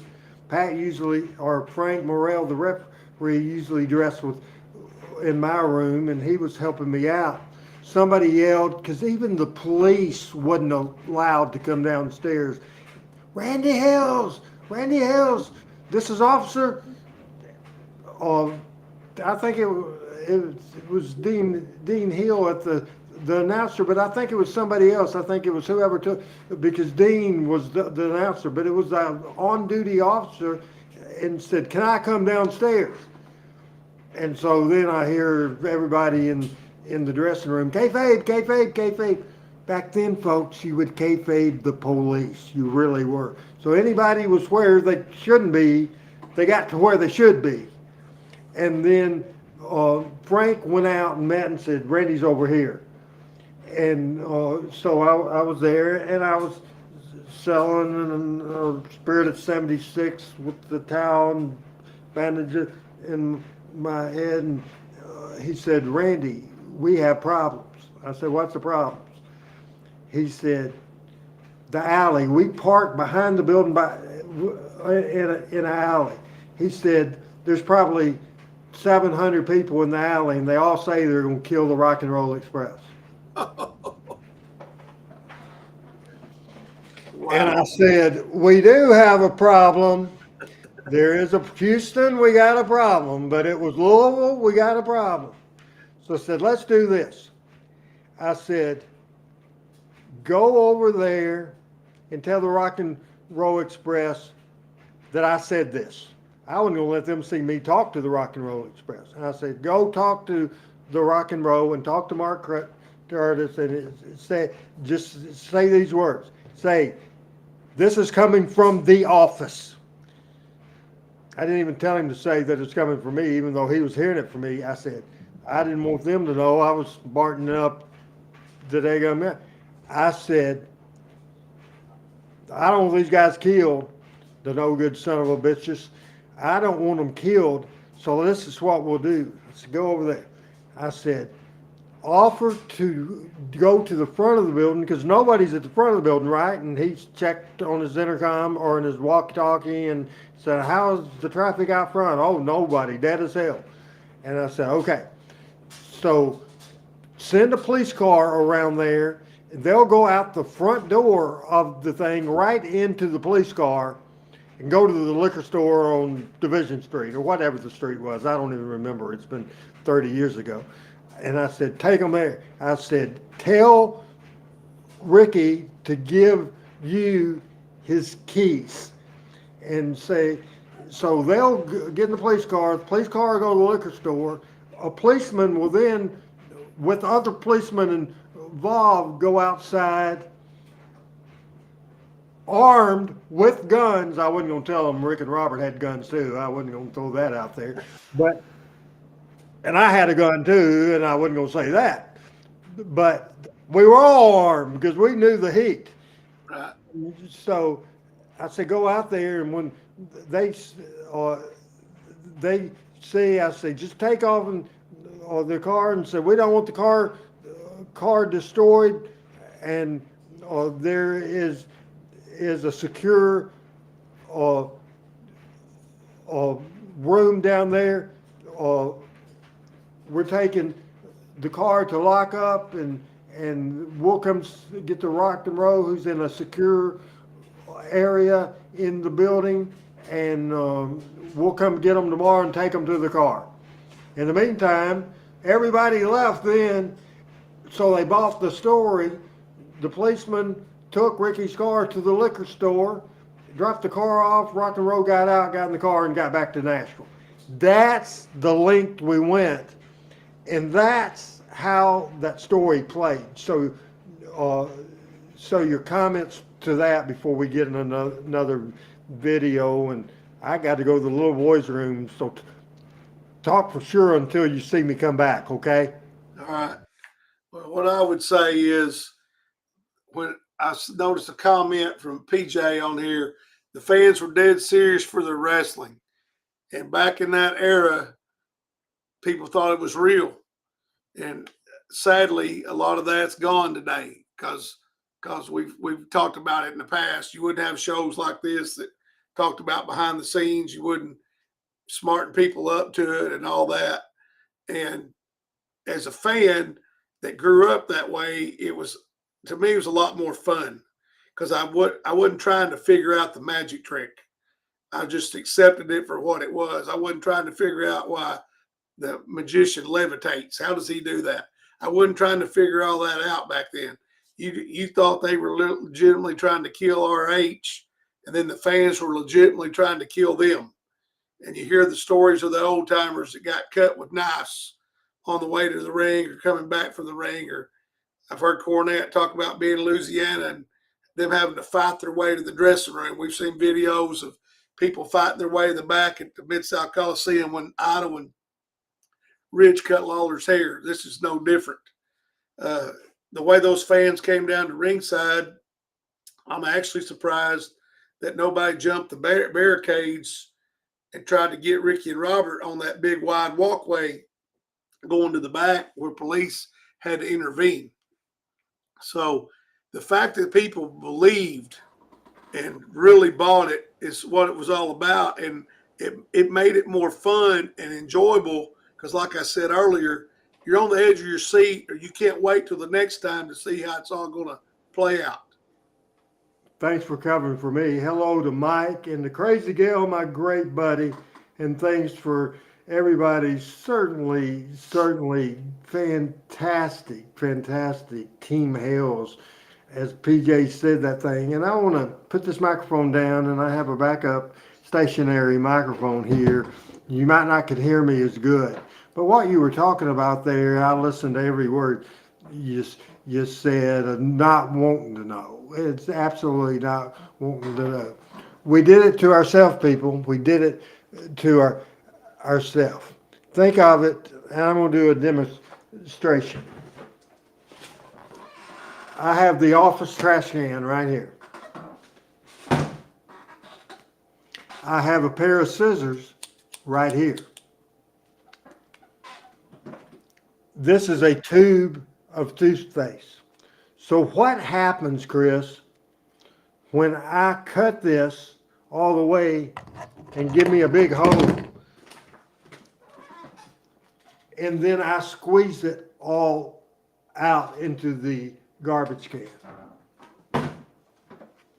How do I get that toothpaste back in the tube? Can you explain that to me? Unfortunately, you can't. There's no way to put toothpaste back in the tube. And I'm as guilty as anybody now, and one of the last to give in. When Jim Cornette and Jerry Jarrett and other people did. First time Eddie Marlin heard me, and I was staying with him and taking care of him, heard me do my podcast, he was mad at me because I was talking like we talk on this show. And I had to stop taping. It wasn't live, it was a tape. He said, what in the hell? I taught you, I mean, he cussed and raised hell. I said, hold on just a second. The times have changed. I said, let me show you something on my phone. And I said, I'll show you something worse than I just said. And I played him Jerry Jarrett's podcast, his hero. Somebody he admired. I said, it's just a different business, Ed. And it said, Van Wilhoit says, when WWE Monday Night Raw came to Jonesboro for the first time, Taker, who was doing his heel biker gimmick at the time, opened the show. The first thing he said, remember, he was a heel at the time. Damn, this is what I call ovation. So that's from Van. And Van has watched the show before, but he hadn't. Van, I know you're waiting for me to tell the story, but Ricky is still involved, and I want to wait till Ricky's not involved before I tell that story. So certainly have patience, and we'll go to the next video right now. This is pretty much interviews, but again, the whole lesson we're given now is telling a story and using these interviews, these promos to sell tickets. Heels are heels, baby faces are mad baby faces, and Lance weaves the story in as we watch this video. Randy Hill. See ya. Well, the only thing, I think Rick Morton said it, and Mark Curtis in there, they're outlaws, which makes Smoky Mountain Wrestling a haven for outlaws, because they're the ones that's condoning the whole thing. No doubt about it. Hey, listen, I want to tell you something. Just get out of here. You're here for a coin choice. No, you don't get anything. You're here. Will you quit? I want to tell you people something. Hey, Give me the microphone. You're not going to have an interview with me. what do you mean? Here's the pop. Lance grab the microphone. This is the way I treat you, because you're a thug, and that's all Something there is. we've never seen. Get out of here and wait. We don't have Lance to was interview never you. confrontational like that, hardly ever. Oh, and he put his You hands better up. get out of here right now. We'll have Don't put your hands on him.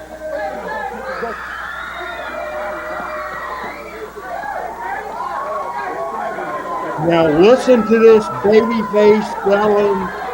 You hear the crowd screaming. This is great. Listen to this interview.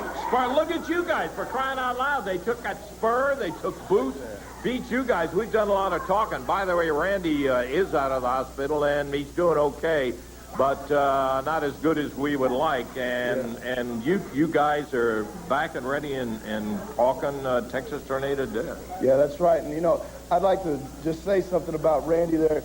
You know, a lot of people, they watch Randy come out on this television show, and they think all Randy is just a big, tall, skinny guy that comes out here and runs people off and finds them and, you know, gets shoved down occasionally maybe or something like that. But there's another side that you know and that he knows, and that is one of the nicest guys I've ever met in my whole life, man, in my whole life. Randy Hales will give you the shirt off of his back if he likes you. Now, see, when JC and myself, when we go out there and we get busted open, it's a little different, man. You know, we kind of expect to get hurt. We expect things like that to happen to us. But when you see Randy Hales laying there in a puddle of blood, man, you can't help but to feel sorry for the guy.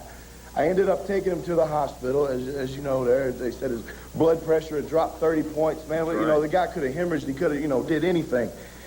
This guy helps everybody in this company, man. He works 24 hours a day, 7 days a week for all of us here that work for this company. He dedicates his life to professional wrestling. His phone's ringing off the wall all day long. He eats, breathes, sleeps professional wrestling. And for a guy like that to get that kind of treatment is just totally wrong, man. It really bothers me. I gotta interrupt you here, Wolfie, to say this, that outside of Dave, which is one of the major reasons that I came back to work, and I'm delighted to be back here, Randy Hales is one of the reasons that I came back working too. Straight shooter and a guy just as honest as the day is long, and he's the kind of guy you love to call a friend. That's right, he sure is. I want to send a message to the Rock and Roll Express because I know what they're thinking right now is that, man, they are on top of the world. They're walking tall and they're loving what they did. I just want you to think. I want you to get Tommy Rich's phone number or Doug Gilbert's phone number. I want you to call them up, Ricky Morton, Robert Gibson, and I want you to ask them, hey, bro, what happens when you get PG-13s back against the wall? Tommy Rich is going to tell you that it hurt real bad. He put my eye out, if you'll remember. Yes, but an eye for an eye, a tooth for a tooth. You ask him what it felt like when we threw that arm over that rope, and I took that ball back, and whoo, I whacked him right across there and broke it in 2 places. You ask him what it felt like to walk around in a cast, Ricky Morton, because something real bad is going to happen to you, and I promise. JC, it was not a pleasant experience meeting with the Rock and Roll Express and all that happened in there, but I've seen you guys get even before. That's right, Lance, and you know, this ain't my first rodeo. I've been around violence all my life because everybody in the world knows that Bill Dundee is my father, and he come home a many a week with black eyes, busted lips and mouth and head. But you see, he's a wrestler. Randy Hill isn't. And last week, in the middle of that ring, man, it looked like something out of a Vietnam clip. Man, it was the most unreal thing. There was blood this deep, man. So what we done is we went to Eddie Marlin. We said, Eddie Marlin, we want a match with the Rock and Roll Express. We want a Texas death match.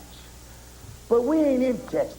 I don't want to call it a Texas death match no more. I want to call it a Boys in the Hood death match. That's what I want to call it, because this is my hood.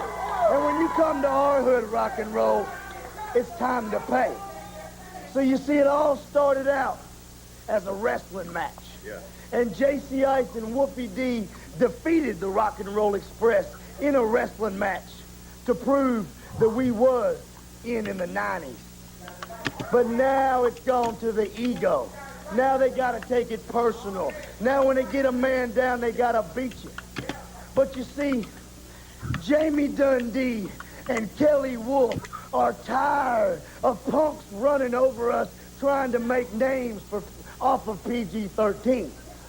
So this week, Rock and Roll Express, you may have defeated more teams than us. You may have been around 10 years longer than us. You may have won more titles than us. But this ain't nothing about titles. Nothing about nothing. This is personal. This is J.C. Ice, Jamie Dundee, Kelly Wolf, Wolfie D against you, Ricky Morton, and Robert Gibson in a Boys in the Hood death match. And I promised to my mother, and you can ask Tommy Rich and Doug Gilbert about when you mess with our mothers. I promised on my mother, Rock and Roll Express is going out in an ambulance, and the boys from the hood are hip-hopping all the way back to the hood. They mean it, I'll tell you that. We're going to take time out. Got great action coming up with the King and primetime Brian Lee a little bit later. Look at this.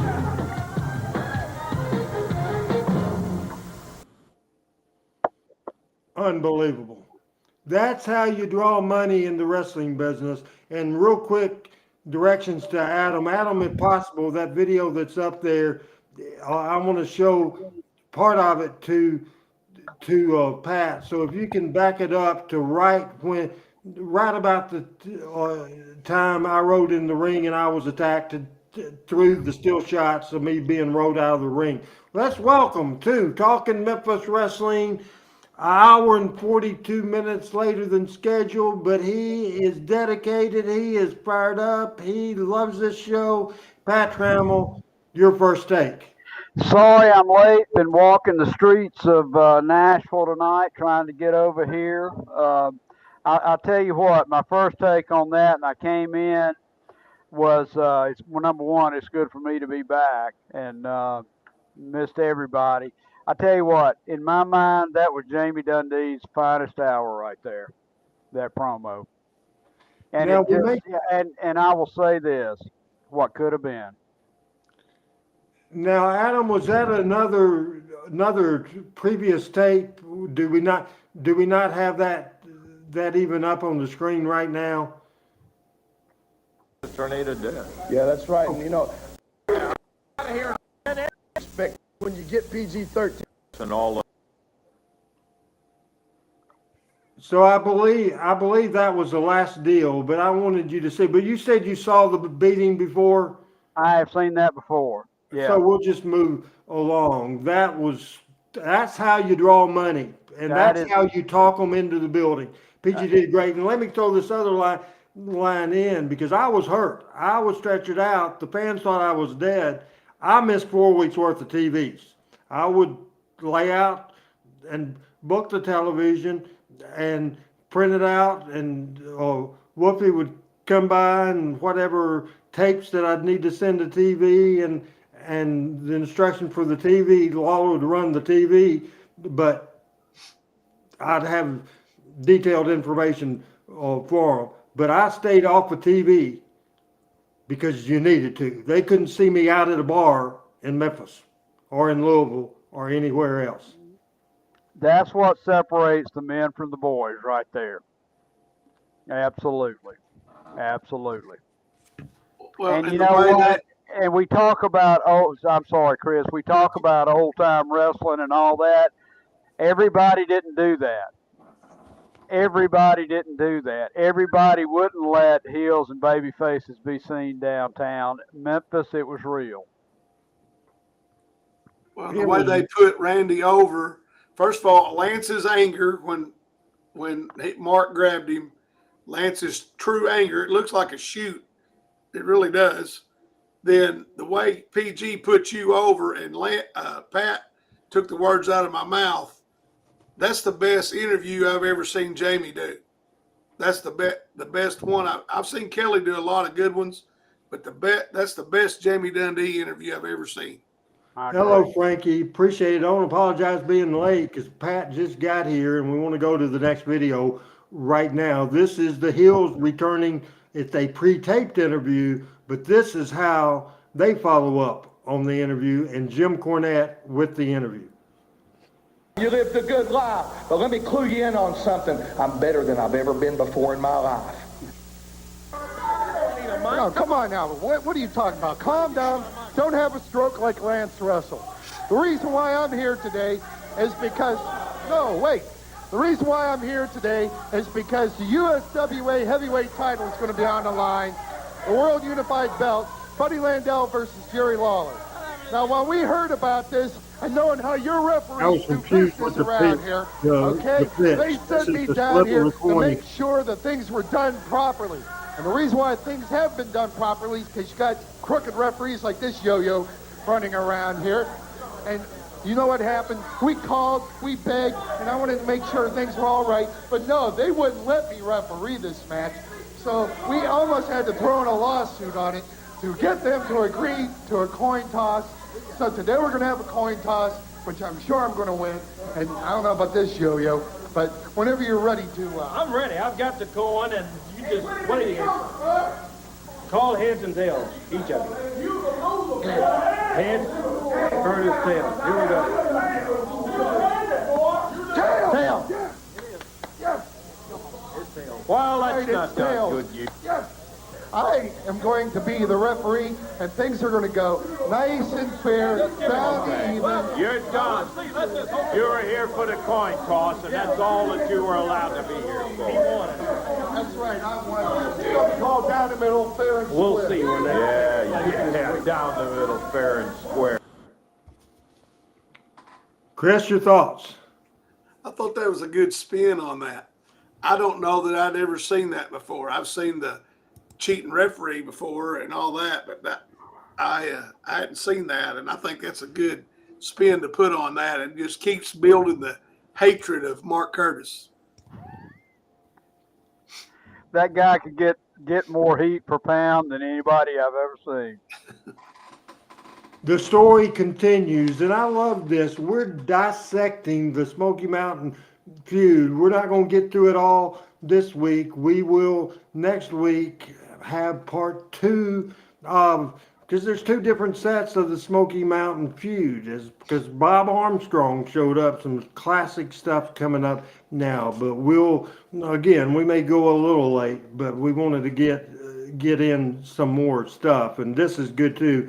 Storytelling, people, and booking. This is how we do it. We go to the Texas Death Match, the Boys in the Hood Street Match, and this is what happened then. We've talked about the Rock and Roll Express, and we'll be saying more about them. But that's just an example. I'm just not really sure I understand all that's going on in this world, my friend. One of the big things that's happened in a long time was this Wild and Woolly Texas death match, and I think the footage is going to speak for itself. It absolutely was blinding in terms of intensity. You judge for yourself as we're going to look at it right now. PG-13, Rock and Roll Express, and watch the ending.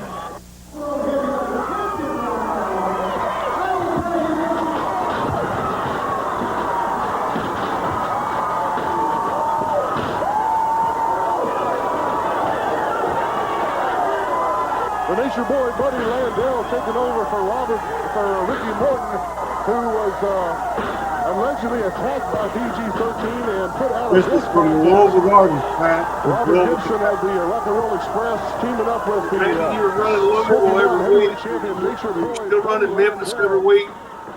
Yes. Okay. Texas Memphis was drawn. Boys in the Hood death match. Coming to you here from Louisville Gardens. And Brian Christopher was out hurt. A couple of weeks ago, actually longer than that, back on the 25th anniversary here in Louisville His Gardens. shoulder was hurt the same day that I was attacked and got bloody in it. He was out during the muddy part of this feud, and now beat up Mark Curtis, got rid of him, referee Frank Morrell. Seemed to be insulted by that. Took Robert J.C. Ice again, placing the fist into the forehead jaw area of Robert Gibson. So that's Buddy. Landell also suffering a little blood flowing from the forehead of the Nature I was a Boy. big Buddy Landell fan. Again, a reminder, fans, this is anything goes. At this point, Ricky was gone, and I'll tell the story. We'll come up back to me after this is over. Able to answer the chin tap, or the match is over. Robert Gibson got the This is a traditional Texas death match. Good point that you say Buddy Landell is in the match. Again, Mark Curtis, if you just joined us, Mark Curtis was pummeled at the beginning of this match by PG-13. A little revenge on behalf of Randy Hales. So, Randy, talking about how to tell the story. They go out for a Texas death match. how do they determine how long they go? Is it just the crowd? Is you keep going till the crowd dies down, or like, how do you determine that? You basically tell them how much you want them to go, but you want it to be right. Every fall wasn't figured, basically. That's what I mean. Is it kind of organic and just Yes. the veterans kind of lead it and figure out where it needs to go? And then the actual finish, and I don't remember if this is probably part of the finish. I remember, of course, I wasn't in Memphis, which was the first week of the deal. The second week, I wasn't in Louisville either. So the finish was set down. I would say at this point, we're still ad-libbing. No problem, Carlton. We thought you went crazy. That's my favorite. My two favorite things about wrestling are the great ability to ad-lib and the psychological manipulation of the crowd. That's the two things that I love about it. Ad-libbing is just, to me, it's an art form to be able to do that. And I like it. And we have 5.5 minutes left in this match and afterbirth. As we're in the heat part of the match, we've seen Rock and Roll get beat several times, and now in this is a traditional. I'll go ahead, for those that don't know, a Texas death match, falls don't count. It goes to someone can't answer the bell or the 10 count. It goes to somebody can't answer, falls don't count, because it can go 30 falls. Or it can go 1 if that wrestler can't get up. JC Ice goes through the ring. So Wolfie D making a comeback. Wolfie D's getting he's putting the table up. He's pulled the legs out. He's setting the table up in the ring. JC Ice over the barricade, onto the top of Robert Gibson, pummeling him outside the ring. You see the security putting people back into their seats. They're ready to go. The fans are ready to go here. So Wolfie D putting the Nature Boy Buddy Landell through the table in the middle of the table breaks. Referee Frank Morrell down the out. I'm sure you missed it, was assaulted in the match prior to this by Buddy Landell, and Mark Curtis came out and took a shot to Mark Curtis's chin, and Mark took off running for the back. The Nature Boy being covered in the ring by the Iceman, Frank Morrell being distracted temporarily back into the ring. Again, a 30-second rest period. Tracy Smothers in. Tracy Smothers put it. Babyface Tracy Smothers, who is working for Smoky Mountain. Here's the swerve. What appeared to be some type of a Coca-Cola bottle, solid glass, shattered over the head of JC Ice. Tracy Smothers? I can't believe it. Tracy Smothers? Frank Morrell giving the 3 count. JC Ice will have a 30-second rest period. Unbelievable. Tracy Smothers, of course, out of Smoky Mountain Wrestling as well. I don't know if this is part of a little home cooking or what. Apparently something underhanded going on here with Rock and Roll Express. Buddy Landell having Tracy Smothers 15 seconds. But of all people, the Wild Eye Country Boy, a fan favorite, comes in and out of the clear blue sky. 3, 2, 1. Out of the clear blue sky, puts the bottle across the top of JC Ice. Unbelievable move. He's cut open. He's having 8, 9. Get up, Jamie. A 10. Oh, my goodness. The match is over. Your winners, Robert Gibson of the Rock and Roll Express, the Nature Boy, Buddy Landell. Hey, we just showed you who the best promotion is. It's Smoky Mountain Wrestling. It was hot. USWA is not. In Louisville, Kentucky, you can shove it. something else too.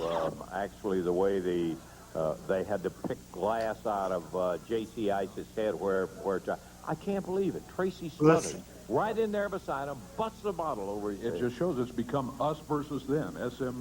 Smoky Mountain against the USWA. It's gotten wild, personal. Yeah. Take a listen to this. If you think personal, this is rock and roll and Tracy. Hey, USWA, what you're looking at is 3 real men. Don't send down some boys to do a man's job. That's right, Robert. You see, I'm in my prime. I never felt a thing. That's right. You didn't feel a thing because you're looking at 8 eyes right here and the lights on and nobody's home. You know why? Because we're from Smoky Mountain Wrestling, man. We're like a family. We all stick together. You know what happened out there, PG-13? You got careless, man. You got careless. And you got busted over the head with a bottle because that's the way we do things. We're the outlaws. We're the thugs.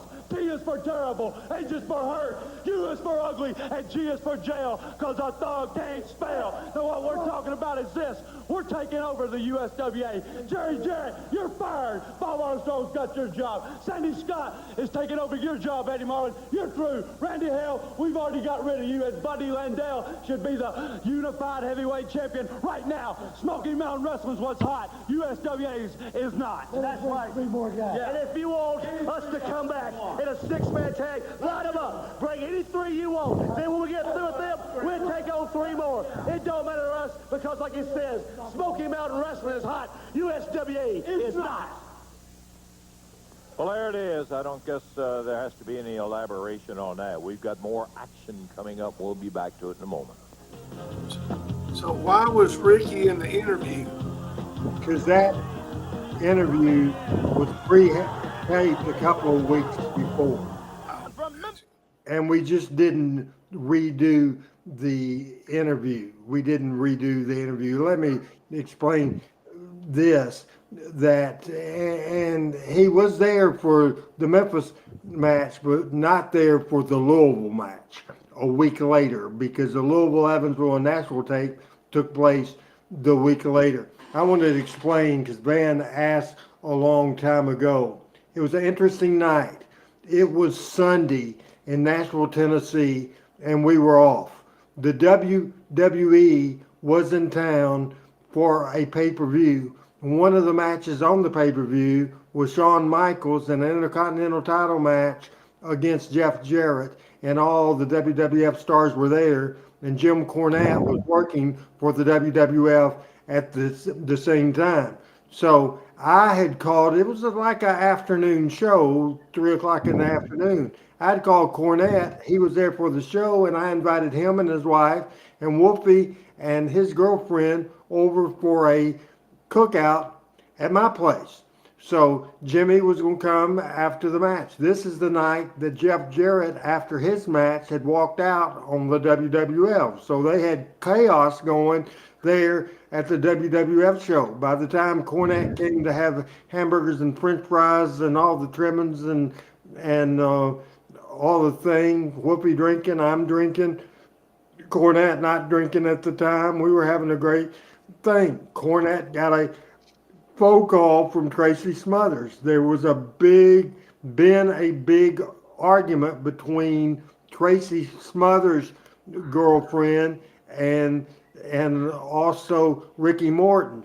Ricky Morton's girlfriend threatening to call the police and having Tracy Smothers' girlfriend arrested. It was just soap opera. We got that call, or Jimmy got that call from Tracy Smothers, and then so we then call Ricky Morton and get him, and Cornette was asking for apology in front of the boys, and Morton was saying no, and Cornette fired him, and he said, F that. He said, I'll call Randy Hills and I'll be in Memphis Monday night. And Cornette said, Randy Hills, that's where I'm at. He's listening to this call on speaker. So I got on the thing. So in the same conversation, because we knew Ricky and Tracy couldn't work together, and there was all kinds of threats and all kinds of stuff because Ricky had said that he was going to knife Tracy to death. It was out of control. So in the same night, on a phone call, Rick Morton got fired from Smoky Mountain Wrestling and USWA in the same night. Now I knew I was firing one half of the team that was drawing more money than any team in the Memphis territory in years and years and years. But you have to look at it long term, and what is right is what is right. So he was fired from the territory, and so Van, I hope I answered that for you. So that whole soap opera story. What's your thoughts on that, Pat? Then we'll talk to. We'll go with Pat first, then Chris. Well, I had a question. When you're running the shows, are the hills in the opposite town? What do you mean? Well, if you were wrestling at the Louisville Gardens, were the was Jamie and JC the heels, and then if you were wrestling in Memphis, were they the baby faces? No, because the same TV went in all our markets. In the USWA territory, the Rock and Roll and Smoky Mountain was the Hills, and PG Okay. and us Okay. were the Babyface. Now, when we would go return the favor and help them out in Smoky Mountain, I was the Hill in Smoky Mountain. Yeah, PG that was was the my Hill in question. Smoky Yeah. Mountain. Yeah, Yeah. in the separate territory. Yeah, Right. absolutely. Yeah, But that's my again, question. that clip of that angle with the Tracy turning, and we add a different layer to the story. Did you notice that, I did notice that. I Chris? did. So Ricky and Robert's been this team for a decade. You fire Ricky, but Robert keeps his bookings. What was that conversation like? We both talked to Robert, and Robert just want to know if he still had a job. I said we can put you with Tracy and Buddy Landell and others. He was getting a paycheck, and there wasn't a lot of places to get a paycheck, especially his paycheck in 2 days in the USWA was more than the whole week in Smoky Mountain because we were hot. There was no debate in his mind. Plus, half the time they didn't get along. So he was professional. He was a true professional. Business to business. I got a lot of respect for that. Yeah, I mean it's just one of those things when the name of the game and fans a lot of times, and I understand I'm not understanding, this is a business. This is making money. This is their living. Now it got so tense that Ricky couldn't get past business, wouldn't do business, so he had to go.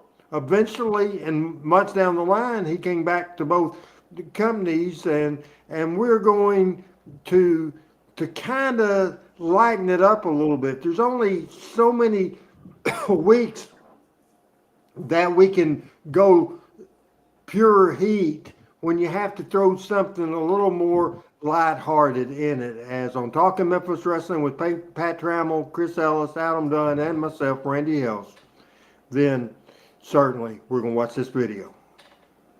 Station from downtown Bruno. I don't need it, but it was an impressive power bomb. T.D. Steele, not an easy wrestler to defeat, but Johnny Rotten did it very quickly after that power bomb. T.D. never had a chance to get going. Okay, we're going to continue with more great action coming up, but right now, coming in, JC Ice, Wolfie D. Good pop We're for PG-13. Remember, PG-13. Lawler, not full-time. Brian Christopher is hurt. The top baby faces in the company, no doubt. The main event in the territory was this team right here. Who would ever thought it, Chris? It's getting heavy, man. Oh, yeah, without it's getting real heavy. I mean, nobody saw it coming. You You did. no punches. You ain't taking You had the nothing back. confidence in them and When the you belief get a man and the down, vision ain't to nothing see for it. you to diss on him. Definitely come to So you fruition. see, you painted us yellow. You beat up our promoter. You brought in a biased referee. And we're still kicking and standing here. So what you had to do when the odds was even is run out and get Tracy Smothers to hit the ring and hit me with a bottle over the top of my head. Now, Tracy Smothers, let me tell you something, you scumbag Benedict Arnold. egg-sucking lowlife scum of the earth, just like the rock and roll, just like Mark Curtis, and just like Smoky Mountain Wrestling. So, boys, we've got a plan, and Whoopi's gonna tell you our plan. Well, I gotta interject and say this, guys. I know about your plan. I just don't think it's gonna work. Well, Lance Russell, what we needed for this match was basically a maniac. We need a partner who is not scared of nothing, a partner who will bite your ear off, a partner who will use a chain, use a table, use a board. We need a maniac. So what we did was we called Randy Hales. We thought of who the craziest, most low-down person we could think of, and we said, Randy, call him up. Randy called him. He got hung up on. Randy called back again. He got cussed and hung up on. I called Randy Hales again. I said, Randy, I know this guy is motivated by nothing but money. I said, I want you to call him back one more time and offer him $1,000 to do one thing and one thing only, and that's to show up right here today and talk to us face to face. He does not have to wrestle. All he has to do is face us. Now, I know Mr. Coffey has told me that he's here. This guy's tried to beat our brains out. He tried to end our career. I want him to come out here right now. Well, I told you, with all due respect, I think you're crazy when you start talking about this guy and looking to him for any kind of help, because you're right. He's motivated by nothing but the greenback. Good and he angle. doesn't care. Well, there he is. And it continues. I can't believe it. Wildfire, Tommy Rich. Rock and roll is going to have Tracy Smothers, and these guys are going to Tommy Rich, who tried to kill you, in order to get him to come in as a partner. I can't believe it. Boy, you boys look like y'all been in a real bad car wreck. That's funny. Look, Tommy, look, we said we needed the lowest, meanest, nastiest dude that we know, man. And you're him, Tommy Rich, and we need you, man. You know, I ain't never agreed with you before, and I agree with you on that. But the bottom line is, you got my $1,000. There you are. You got my money. What's he interested in? What was the deal, Lance Russell? I'm not saying I it don't wasn't even a think I deal. got $1,000. I told them they were crazy. I'm going to count it to you. 100, 200, 300, 400, 500, 600, 700, 800, 900, $1,000, partner. You guys did that. Partner. Y'all ain't gonna lose your car over this, are you? No, but we need you to be our partner, man. Us three right now. Man. Come on, Tracy. Well, now, wait a minute, Lance Russell. Now, you know the deal was when Randy Hills called me, he said all I had to do was show up at TV. And from looking at you two boys, this fight's y'all's fight. It ain't my fight. And the answer to your question is no. Yeah, what do you expect? Hey.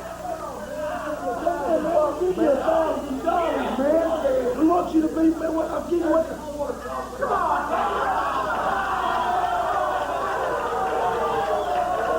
Well, you know, I know from the beginning. I hate to say I told you so, but Rich is that kind of guy. I don't know what happened to him. Let me tell you something. This ain't finished. That was just $1,000. I'm going to go back there. I'm getting on that phone. I'm going to find a partner. I'll keep you updated. Rock and roll is happening. When you Maybe had to us get your for money back. 13 and you saw what Tommy Rich did, he came What out do and you took think? your money and said no and walked right off. We're going to be back in just a moment. Before I get with the panel right now, I just want to see, because we're over time right now, but we have to complete the story more than we've completed. We'll go a little overtime if that's right, okay with everybody. We'll play 2 more videos. Are you guys and Adam okay with 2 more videos? Because I'm waiting for Adam to give me a thumbs up, because Chris said yes, and hopefully Adam can do the work he needs to do. We'll start to Chris now. We're getting to heavy duty storytelling now. As I'm a little biased, I'm a lot biased because this was my baby. This is some of the best stuff ever. I mean, this goes down as a 12-week program that was just absolutely great stuff. So proud of PG-13, so proud of the Hills, so proud of everybody. There's just no doubt about it. Chris, your thoughts? Randy, I'll have to say, seeing this tonight makes me wish you'd have started booking 10 years sooner when territory wrestling was bigger. You know, because I think your run would have been longer and more money than we can ever imagine. Because this has been exemplary storytelling. Like you can't beat this. And I've already seen some of this on video, and I'm sitting here going, "What's on the next video?" As we're doing this, I'm literally sitting here waiting to see the next thing. So, I have so much respect for you that you can think all these things in your mind and put all the pieces to the puzzle together and build the building blocks. It's amazing to me. And we didn't write scripts. I mean, talent has a lot to do with it. They got a lot of freedom. They had a lot of freedom. It was my direction, but what you see on the screen, the interviews, the promos wasn't scripted. It was just that everybody contributed here at all. Your comments so far, Pat, and thank goodness you showed up at a good point in this show. Well, I'm sorry I missed the first part of it, but I'm going to go back and watch it. But I tell you what, I echo everything Chris says. You know, it is interesting how, you know, I get more and more respect for the work you did with PG-13. And I know you're particularly, you know, that's a place in your heart, and you ought to be, because I mean that is a team that could have landed, created by you, that could have landed in 1978 and drawn money at the top of the card, and that's hard to say about anybody. The thing that's interesting to me, given my background, you know, Tommy Rich was the babyest baby face in Georgia in my youth.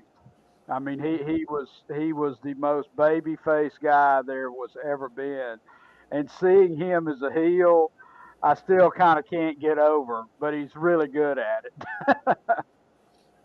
Yeah, if you'd have told me in 1976 that in 20 years Tommy Rich will be the biggest ass on USWA wrestling, I'd have bet my right arm that would never happen. He was my golden boy. Hey, Chris, real quick before we move into the video, and I want to do that pretty quick, but Adam, put Van Wilhoit's last comment up there, and Chris, I want you to read it as we're waiting for the very last comment from Van Wilhoit. Chris? So up until the USWA Smoky Mountain Wrestling feud, I went to Monday Night Wrestling at the Mid-South Coliseum about once every 3 to 4 months. During the feud, I went 6 straight weeks. That tells you. That tells you something. He drove from Jonesboro to Memphis every week for 6 straight weeks. Because, as I said, I've seen the video, and I can't wait to see the next one. Like right now, today in 2024. That's how good it is. Part 10 of this show, and then little production note, Adam, for the end of the show, I'm going to give you a little comments on something we're going to do at the end. And right now, we got about 9 minutes and 27 minutes. This is called, I'm not even going to tip it off of what it's called. We're just going to watch it. Popped up so much recently since the Smoky Mountain USW thing. I just do not understand what has happened to people. I don't either. I mean, I was looking at the interview earlier. These guys, they all started here. Talking about Tracy Smothers, Rick Morton, Robert Gibson, Yes. Rock and Roll Express. They all started right here, and now all of a sudden they're just different from what we know. Tommy Rich, and this is the strangest thing. You know the kind of, I don't have to tell you the kind of trouble we've had with Tommy Rich. But outside the ring, I'm telling you, we've known Tommy since day one. Eddie Marlin was one of Tommy's best friends. Eddie was there when Tommy was born, as a matter of fact. True. And really and truly, this is kind of goofy to say, but outside the ring, Tommy Rich is a heck of a family man. Tommy's been married 15 years. He is a great father. He's got 3 lovely daughters. And I know the guy that way. I know exactly what he's like here. He's got these handout, grabbing the money, comes in, takes $1,000 from these guys. They can't afford just to give money away like that. And he comes in and takes it and turns around, laughs and says no and walks out. And I just don't understand it because the guy he is a very good family man. And he pulls off stuff like that. I just absolutely cannot understand. He's got to be thinking, or at least he should be thinking, his kids see him act like this on television. And they're sitting there saying, what, man, this is something that affects kids the rest of their life. I don't know. Anyhow, we got action. Corey, you got a good one coming up. We're going now, how about that spill that was Emmy looking forward to this one. award-winning material from Lance Russell? 10-minute time limit. It was awesome, First but also, introducing at a combined you weight never of heard 444 personal information like that about Hill. You never heard they were great family men and married to a wife and had this. You never heard that. That's unheard of that went on. And Lance did a tremendous job with it. Their opponent today, a combined weight of I was at TV for this, but I snuck in at like 6 o'clock in the morning before any fans were going to be there. Nobody saw me. I waited. We made sure that all the fans were gone. And had Whoopi pick me up on the side of the building. I slept out of another door. We were still protecting the business. Stick with us on this match and listening to the commentary. The storytelling from the announcers, especially Lance, is just fantastic. I really like Pat Tanaka. The Gorgeous George III deal I didn't care for. But evidently his association with people is... He was a little on the goofy side. Well, that's true. Yeah, I mean, that gimmick had been used and was unique. It should have been left. So he should have come up with something else. Really had a huge run as a tag team champions. Now all of a sudden we see Pat. He's got that different attitude. I don't know what's going on. JC Ice, nice hip toss with Gorgeous George. Jamie, with that the bandage on his head, we call that the spirit of 76. With his head bandaged up, where he got busted up beside the head. His band says Gorgeous George III had a fairly decent stint on WCW Nitro's the Maestro. He was a idiot, but he worked hard. Eddie got over, and after Eddie Gilbert died, and I gave Doug about 3 months off and put with PG-13 them in that spot, Gorgeous George in the spot, and it drew money. He did a good job, but he was a good. Boy, he just nailed Pat Tanaka. Popped him with the right hand. Takes him over to the corner. Makes the tag on JC. JC straight knee left. Puts Pat Tanaka down on the mat as a cover. 1, 2. Well, only a 2 count. He was able to bring it out in 2. So was Pat working for you full time here? Yes, he was. Tanaka, for you folks I liked him. Remember Pat. I did too. I think I wish he'd gotten a better run. Is an understatement of AWA, he was World Tag Team Champion, I think, with Paul Diamond at one time. And a lot of times, he had demons. Now, let's watch this story. In the ring, PG-13 as Mark Curtis comes out. This early cell phone here. Yes, sir.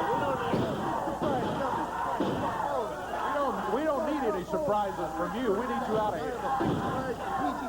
Follow you. I wouldn't follow. We're not going to follow you. Out if money was free. Do what you want there. We're not going to follow you. Just get out of here. Where is Curtis going? You know, I don't trust this guy one bit.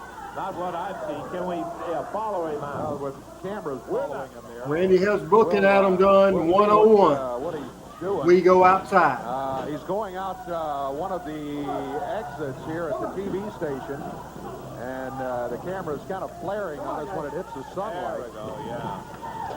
But that's a garbage can. Who is that coming in? That's Robert Gibson there. I couldn't see who else was with him. Coming in the back door, Tracy Smothers. With a chair nailed. Wolfie D, garbage pail, the gorgeous George III. What else would you expect out on this Smoky Mountain bunch of thugs? Over the head on JC Ice. He draws money. Mark Curtis. Pounding away with that flag that Smothers usually carries. And look at Tracy just battering JC Ice and Wolfie D. We got to get this stopped. Nothing is happening right now. T.D. Steele coming in. He doesn't have a chance in there. They are just killing him now. Curtis going after Bill Rush. Dave, I got to get out of here. Yeah, we've got to get somebody in here to help get this one sorted out, or the PG-13 badly outnumbered. Bill Rush being jumped up on by Mark Curtis. You know, the problem is there's not any help much around. T.D. Steele has already been smacked. Sid Viscous was hurt earlier. Lawler's not here. Brian Christopher's hurt. Here comes Stephen Dunn.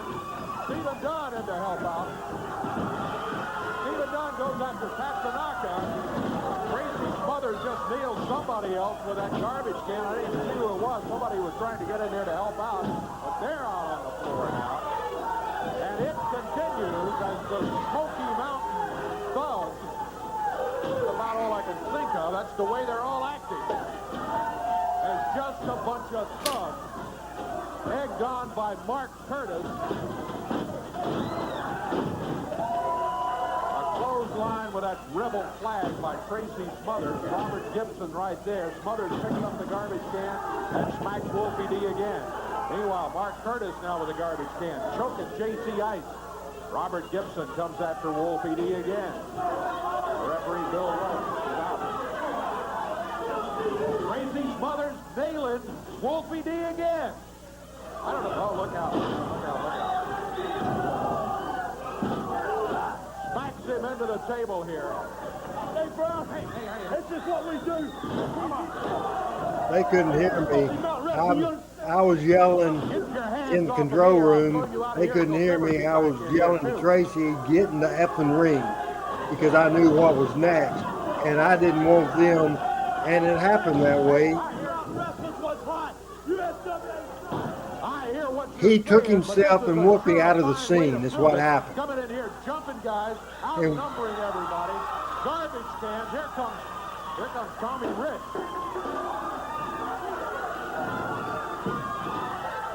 Tommy Rich picks up a chair, and all of a sudden, Smoky Mountain leads.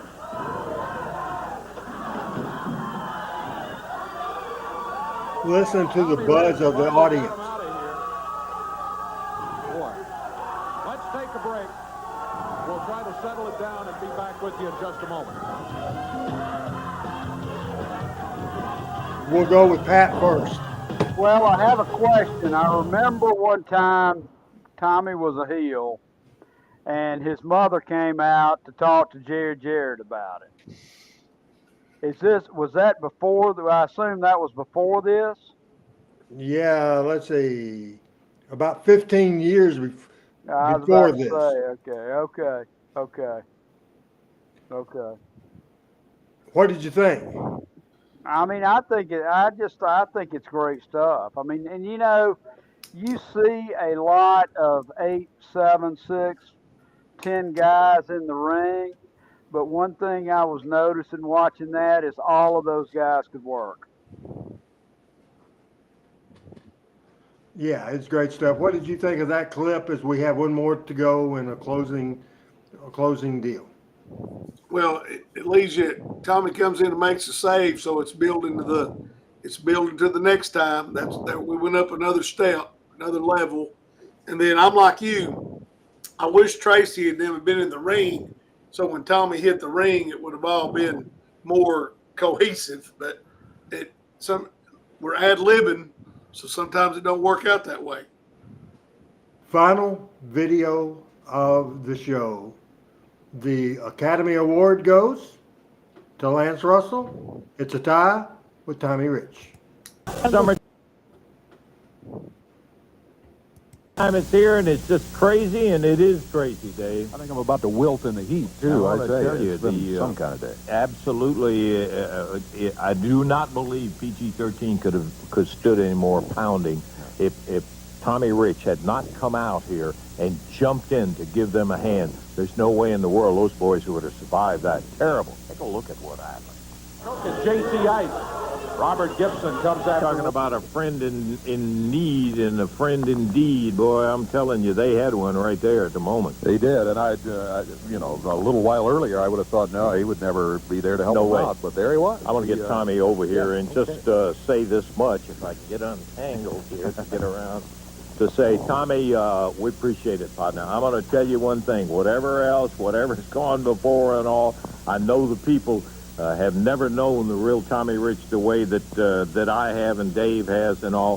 For you to come in here and do that was muchly appreciated. Lance, I want to tell you thank you. First of all, you know, you've been around for a long time, and I've seen you pull a lot of strings with a lot of different guys. And today you pulled the right one with me. You know, it's like talking about mom and the babies. And, you know, I did a lot of rotten things. I was here for 10 months. And, you know, sometimes it was hard to sleep. And, you know, it's like my little girl come home not long ago, right before school got out, and she come home, she was crying, you know, and talking about, you know, the kids, talking about how mean their daddy was, and it really hurt our feelings, and you know, it's been kind of gigging at me, and just like I said, today you pulled the right string, and I want to thank you, and I want to make a promise to all the people, you're not going to see a brand new Tommy Rich, you're going to see a Tommy Rich starting today that starts changing, and I'm going to try to change more and more every day. You know, I can't make no promises. You know, sometimes it rolls up and down, but, you know, for everybody out there, I just want to thank you, Lance, and tell Mom and the babies I love them. Thank you. Okay, mate. Thanks a lot, Short Tommy Rich. and I've got to tell you one thing. There's one thing they'll never take out of him, and that's that toughness. That's Listen to Lance. He's been that way, and he can do it down the road. PG-13, you got yourself a partner and a half. Outstanding. What a day. Oh, but that puts a whole different light on this whole thing. This whole thing with Smoky Mountain Wrestling and USWA, which has just really become, well, it's become personal. There's no doubt about it. And, you know, maybe that'll get things back the way we'd like to see them. And I just look at guys like the Rock and Roll Express, Rick and Robert, and Tracy Smothers. I'm saying, the world is insane. Hey, we don't ever promise you anything dull here on USWA. We got to get out of here. We'll be looking for you next week. For Corey Macklin, Dave Brown, Lance Russell saying bye-bye, everybody. The announcers on this program are selected and paid by parties other than this station, mainly the promoters of USWA Championship Wrestling. Final take, Chris Ellis, and everybody's going to say on screen all the way through. Final take, Chris. What a great show to go through this step by step. It's great theater. I could stay in there and do this all night. I'm ready to see how it ends. I'm ready to see how it transpires. And hell, I already know. I mean, you know, because I've seen it before. But it's been awesome. I said earlier, RH, I wish I could have seen you do this for a lot longer run, because this is first class, high level stuff. For the most part, it was 94 to 01, and I'm proud of the stuff, especially that, as good as I've ever done, for sure. Sorry about that. We got people, PJ, that I got to go to work at 4. Chris is up at 4. Pat, God knows what he's going to do. Adam has work to do tonight, probably 5 hours worth of work to do tonight. He's busy too. Your final take and thoughts and recaps, Mr. Trammell, who I'm glad that late or night, it didn't matter. You came in here, pulled the strap down, and you've been great as well. Well, I'm glad to be home, and I'd echo what Chris said, but yeah, it is great storytelling. And, you know, I don't know of anybody that's done a territory war that elegantly, if I could say it that way. That's great storytelling all the way around. I have a theory that there could be a future for territory wrestling today if they adopted a model of territory wars. Good thoughts, Chris? Well, I want to add on to what Pat said. He just gave me a thought. If Vince, when he bought WCW, had RH, right, WWE versus WCW like this, there'd still been two companies both owned by Vince, and AEW wouldn't exist. That's exactly right. Exactly right. You know, I thank Adam Dunn for producing this thing. Wish he would be right on the screen with us, but he is on the side pushing all the buttons. We also couldn't do it without our panel. Michael, we missed tonight. He's doing stuff with Joshua, and he's having a big time. Pat showed up, made the hot tag, and we appreciate that very much. And of course, Chris. School's about to start back. I don't know how much longer you'll be a regular, but you add your point to the show. And we can't do this show with our great audience. Please share the show. Help us out. We're a little having issues with Twitter right now. We didn't have as good of numbers. Apparently, we've had more numbers on Twitter than normal. I'll have to figure that out as well. But we couldn't do this without Frankie and without Al Reese and Thomas and PJ and Al and just Frank and all the people that's so great, Thomas, all the people that's so great. As we close with this, I am and we are, we're rounding third. We're headed for home. And he's safe. Good night, everybody. Good night.